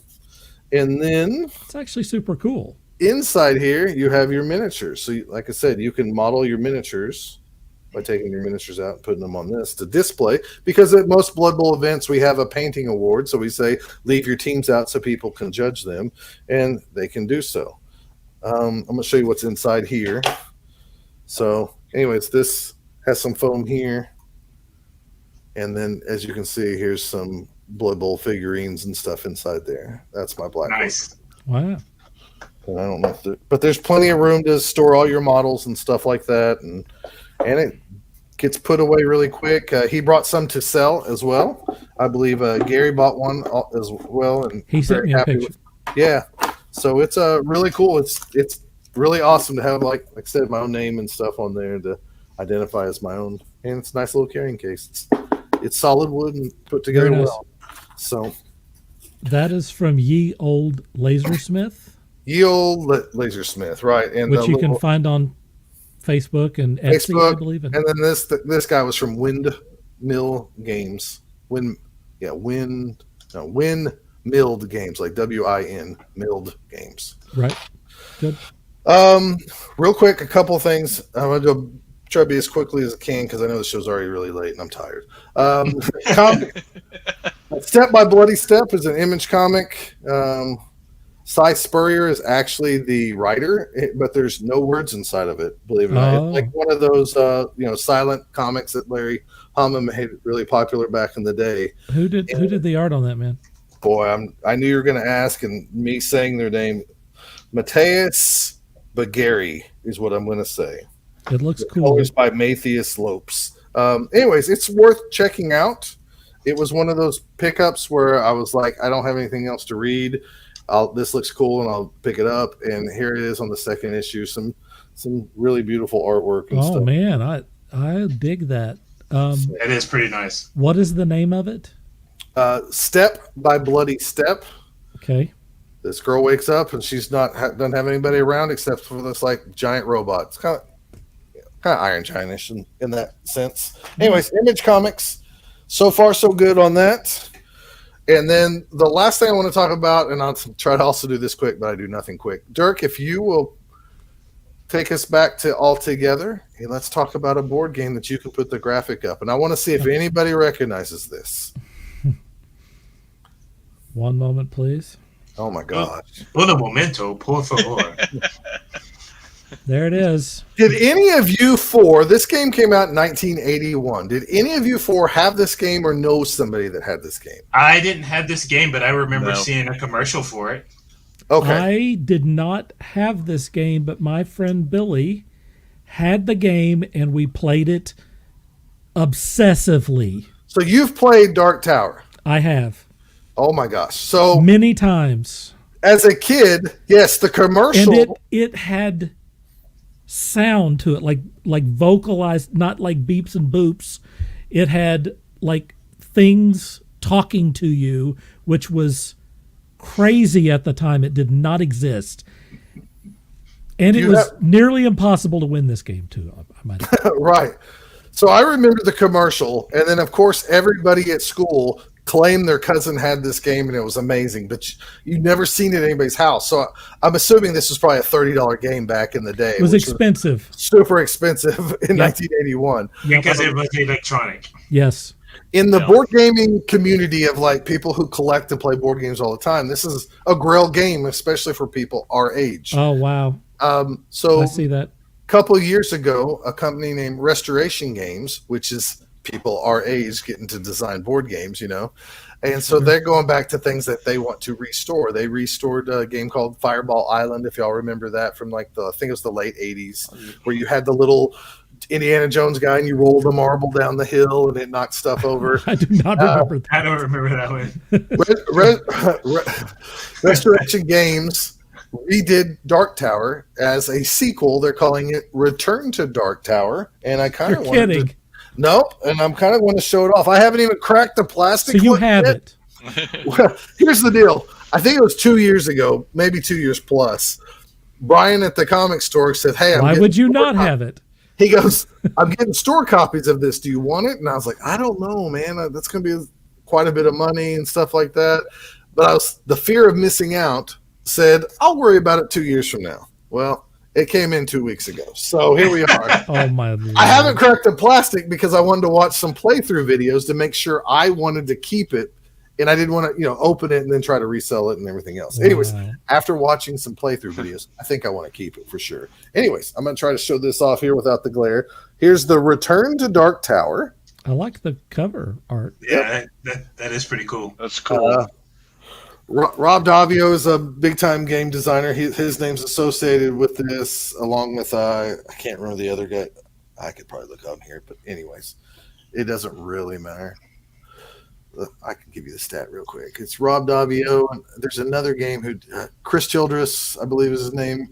They do a whole bunch of board games. I believe Rob Davio's, the pandemic game and stuff like that. Anyways, I'm going to go back here because I'm looking on my computer for names here. Anyways, I'm trying to do this without the glare. It kind of shows you like the tower and what you're going to get. Yeah. It's the same kind of idea. Most of this box is the giant tower robot that you have. It has glyphs It will on talk it. to you. And it taunt you. Yes, and I don't know if your old game was like this, Dirk, but watching a playthrough of this thing, you take your turn, and at the end of your turn, you take a little skull miniature and you drop it on top of the tower, and the tower will keep it trapped, or it will spit it out in one of the regional directions, and bad stuff can happen. I think it did do that. So, although we're talking a long time ago to be. This game also, you cannot play it just with this. You have to have the app, so it has an app component to it that you need like a laptop or a phone. Definitely did not have that. So it has an AI thing in it. Where apps and phones and whatever. It would have had to be like a phone with like a cord on it. No. And a rotary dial. So Yes. you set up the tower Yeah, you with need a rotary dial. Yeah, exactly. You set up the tower, you put your batteries in it, and then it Bluetooths to whatever device you have so it can see it and talk to it. Oh my gosh. And in the app, you tell it what characters you're playing, if you're playing solo, if you're playing a hard mode, if you're playing this villain and stuff like that. And then it walks you through, and I think it's either 5 or 6 months. It takes so many turns, and from watching the video, I think it's unclear how many exact turns you get per month. Like the app decides if it's 5 turns or 4 turns or something like that. I'm not 100% sure on that. I just watched one playthrough video. It came with some extra stuff because Brian got the Kickstarter version of it. Here is a box that has nothing but miniatures in it. So every little cardboard chit that's like a little demon or a goblin or a monster or just like your markers where a quest is, which is over in here, definitely are now miniatures. That is awesome. Now miniatures. And again, this is not needed at all. This is all just bling for your board games. That's what they do. Speaking of bling, they have little packets of, instead of cardboard chits, you want a ceramic like feeling plastic thing? We got that for you too. Oh, Scott Prime. Well, you're missing out. And then they even did another box set really quick. Oh, the glare is terrible. You see I have a lamp. I see it. All right. Anyways, this is called Return of the Dark Tower Alliances expansion. It has a couple of extra characters. It has colored skulls that do different things. And then, of course, has these boards, which I don't know what this means at all because I haven't watched a playthrough video on this. Anyways, I'm really disappointed that you only went halfway here, Scott. No, I think everything that came on the Kickstarter, I ended up getting it. I paid a lot for it. That's why it's not. That's a great deal for $30, man. Yeah. For real. This is what you do in your 40s. The toy you couldn't afford, you get all of those toys when you're in your 40s because you can. I blame our parents because remember what they told us. Right. When you get older and you get a job and make your own money, you can get whatever you can get all these things that you wanted. Yeah. And here we are.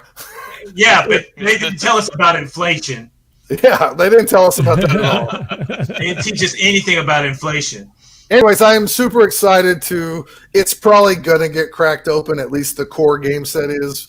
I might sell off those other miniatures because cardboard chits don't bother me that much. But once I get immersed in the game and the app, I heard like you go balls deep, as they say, into the game because it's just so immersive and it's just really cool interacting with the map. Many years ago, it was very cool. Well, I watched the video, and the app will even tell you, because I guess inside the tower, it has rotating parts. So, like when you drop a skull and that hole might be there this time, it might not be there the next time.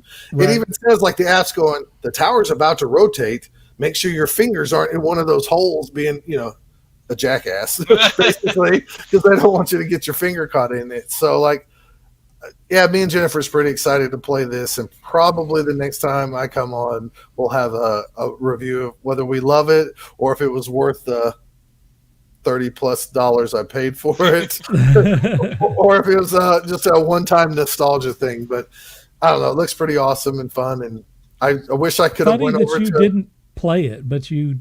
Dirk, I'm so happy that you got to play the old one because I've never talked to anybody who directly played it. Everybody is like, my cousin had that, or this kid in my neighborhood has it. I wanted to play it my friend had it, and I wanted to play it a lot. And he didn't.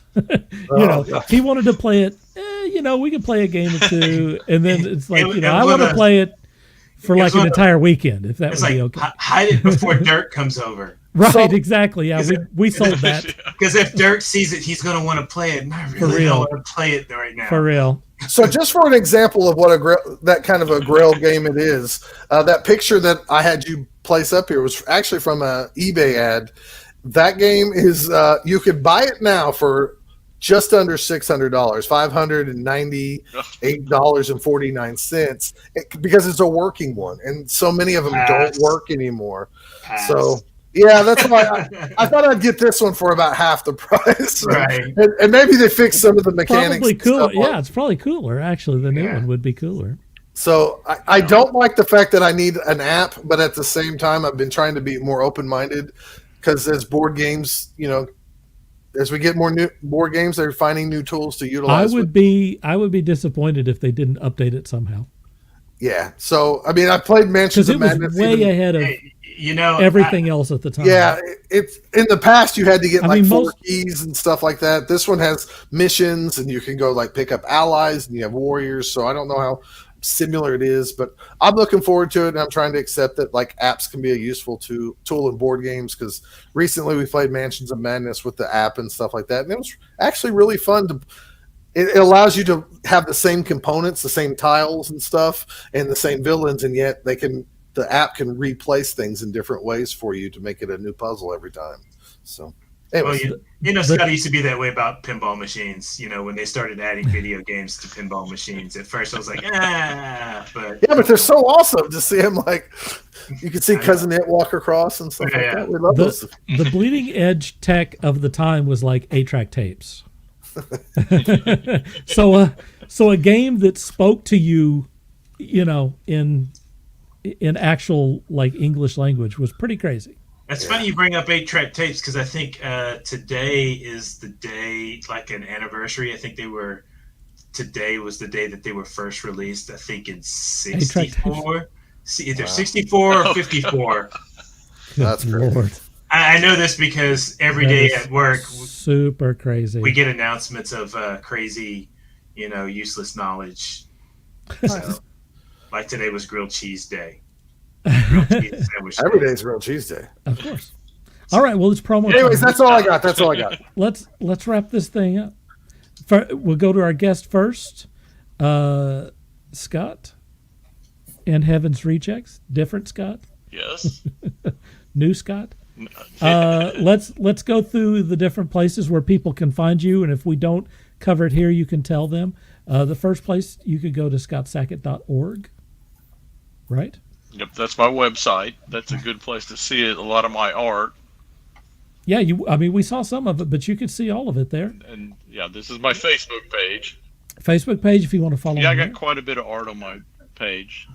Which you're always updating with stuff. And I have a blog. I sent you a friend ad, by the way.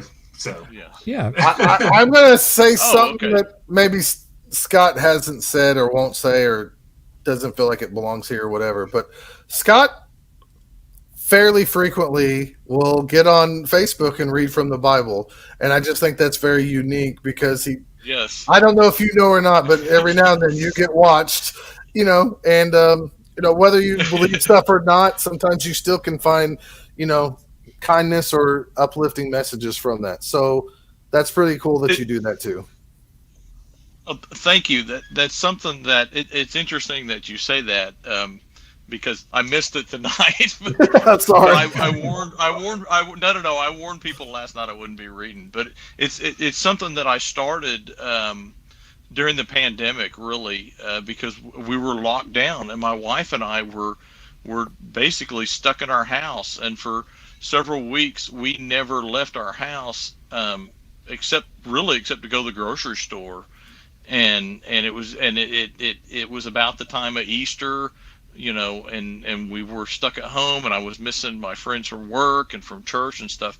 And really, it was just my way of not feeling isolated, honestly, just kind of just reaching out to people. And of course now, I'm back in the office and we're back in church and we're around our friends and stuff, but I still do it. It's just something I do that I enjoy. It's interesting because I do a comic book called Heaven's Rejects about angels that get kicked out of heaven, and then every night I go on and read the Bible. So it is a little bit ironic, but early on, I talked to the writer about my faith and my beliefs, and we addressed the idea of were there certain things that I wouldn't be comfortable drawing, and I kind of laid out a list of a few things that I was like, okay, let's steer clear of this and this, And even though the comic is about angels, I always tell people I don't consider it theologically correct. So. For sure. But thank you for saying that. I do appreciate it. I try very hard not to look at who watches or whatever. I just put it out there, and if people get something out of it, whether they're a believer or not a believer or whatever, then I mean that's cool. I'm good with that. Scott Prime is ready to wrap it up, and then he gets you on this tangent. Sorry. In true Taskforce Geek style. I mean, we got to have a few tangents, right? Oh yeah, always. Especially coming from the guy who wants the show to only be an hour and a half, and then and then I don't do the show for 6 weeks, so I have a lot to talk about. So that's okay. So Instagram. Instagram is the place where I try and put a lot of art. If someone wants to just see my art, Instagram's a good place. I do a lot of sketching. I think Scott mentioned that I'll do a lot of sketching on location. I go downtown Oklahoma City a lot of times to walk around and draw, and all that stuff. Well, not all of it, but a lot of it I'll dump on Instagram. That's probably the most complete and up to date site. If somebody doesn't really want to be my friend or whatever. Wow.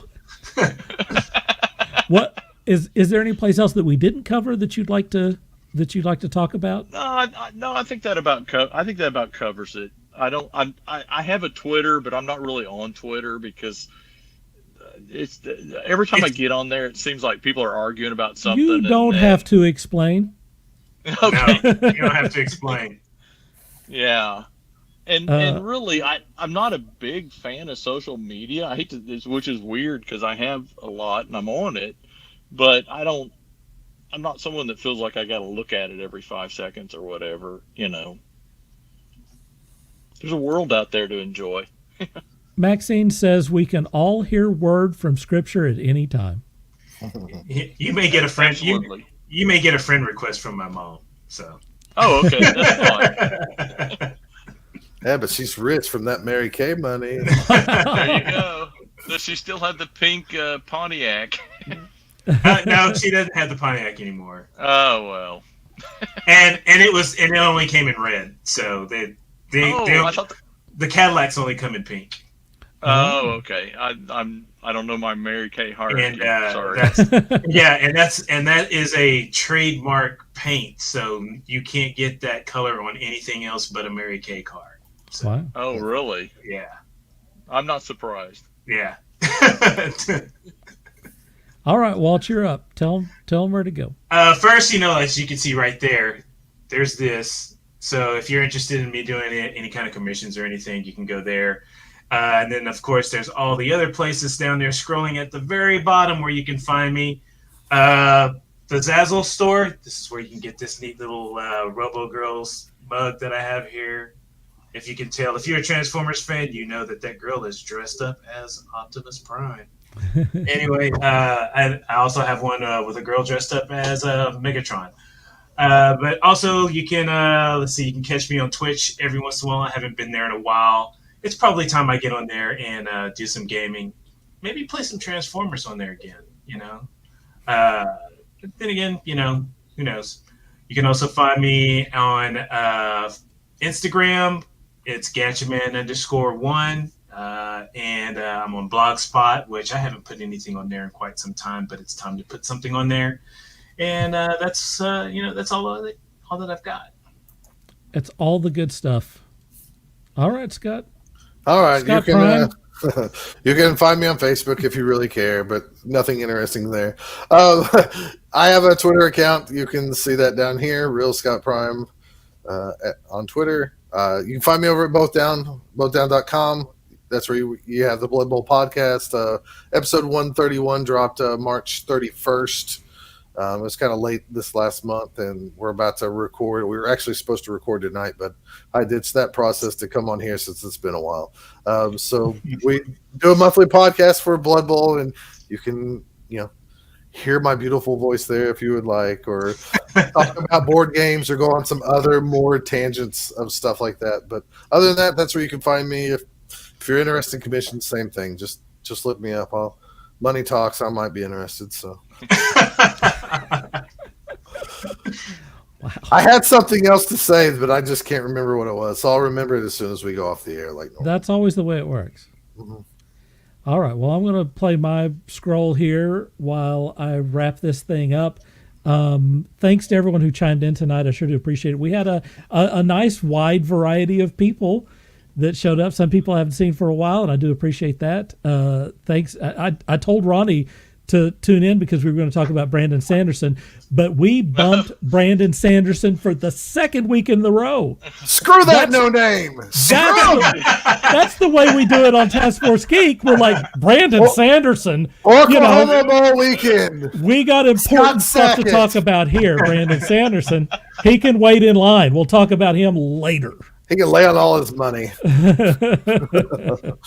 So we'll get to him at some point, and we'll do some spoiler alert at some point, like when I watch Moon Knight someday. You need to watch maybe it. we can do some spoiler alert stuff. But anyway, thanks to everyone for chiming in tonight. I do appreciate. The show is better when we have people drop by and talk to us.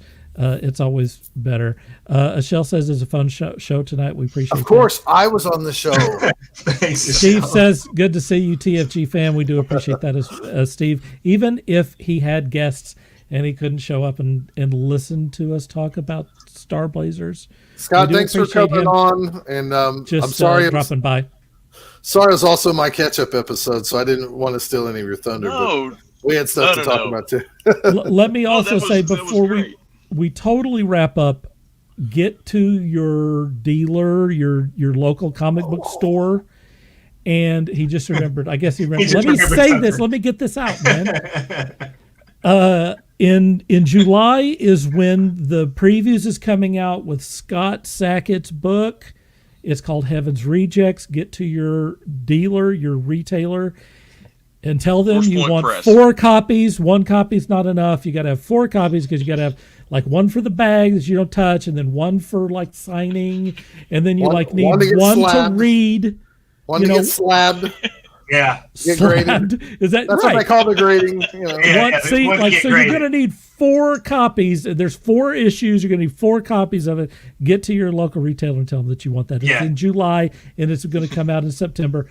Get that earworm in their head. That's right, Yes. Scott. You're welcome back anytime, man. You were a great guest. You got the jibe here really well. So I think that you'd be welcome on here anytime. I hope I didn't stand up and show my If you underwear. don't come back before your comic, this is impossible. I cannot get this out. If you don't come back before your comic comes out, we definitely want to get you back on here. When your comic is in your hand, so that we can I'll come a come big back deal anytime. about it. I had a blast. Thank you guys for having me. It was a lot of fun. I'll definitely be on again for sure. Even if I don't have a comic to promote. Good. Yeah, that's Cool. that's what we want. Look, we went long because you're talking comics. We love to talk comics, and you were giving us really good stuff, and we appreciate that. So thank you. Speaking Thank of you very much comics, for having me. Speaking of comics, give me 1 minute. I'm about to purchase a ticket to go to Planet Comic-Con up in Kansas City, and Robert and Gary, I'm going with them, and they told me this is, according to them, it was nearly as big as San Diego Comic-Con. It's a big dang deal. I've heard it's second. amazing. I don't know if that's Big true. con. I've heard it's amazing. I'm not going to have a lot of money unless I decide to pull money out of savings, but I have a bunch of sketch covers here. Oh, And I mean a bunch of sketch covers that I'm going to take. And if I see somebody I like, Boom. and if the Lord nudges me in a way that I need to pull some money out of savings and get a sketch cover done, if the Lord does that, I'm doing it. Hey, that's if he can help LeBron James win an NBA championship, he can help me. Isn't that where they do the Spectrum deal, or is that wrong? I'm not sure on that. So I have always wanted to go to wherever it is that they do the Spectrum, because I know they have a big gallery there of all of that, science fiction and fantasy art, which would, I love those Spectrum things. It would be awesome to see that artwork either printed or the original stuff. There's a ton of people there, and I know it's $80 to get in the door, but what they don't tell you is there's just $10 taxes and a $10 service fee. So it's going to cost $100. It's $100 to get in for the whole weekend. Well, to this old man who still thinks value meals should be $3. No, I hear you. Money. Oh my God, I hear you, man. So, anyways, inflation. Mike, let's talk about inflation. Well, since you're going to Kansas City, I'm just going to put a rare plug for Clint's Comics there in Kansas City. Okay. I've heard of Clint's. That's the place I go to every time I go visit family in Kansas City. I go to Clint's. So thanks for chiming in tonight, Mike, and thanks for sticking around. We appreciate that. All right. Wow. Wait a minute. He says he thinks Spectrum used to be there. Okay.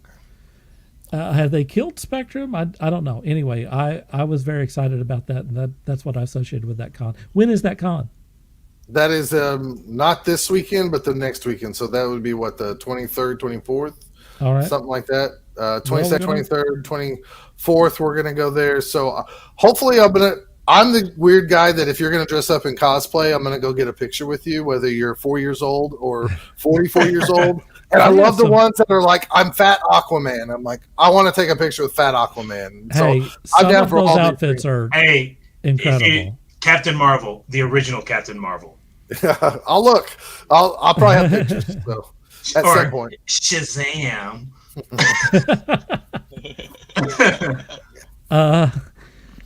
Thanks to Walt for being here tonight. I appreciate it. Thanks to Scott Prime for being here. I appreciate you dropping by again. If you don't make it back for a while, I still want to hear about the con in Kansas City.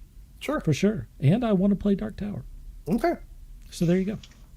All right. Thanks everyone for tuning in tonight. We sure do appreciate. Please leave a like or share wherever you see this. It helps a lot for Walt, for Scott, and for Scott. Yes. I'm Dirk Hooper. Until next time, dream hard.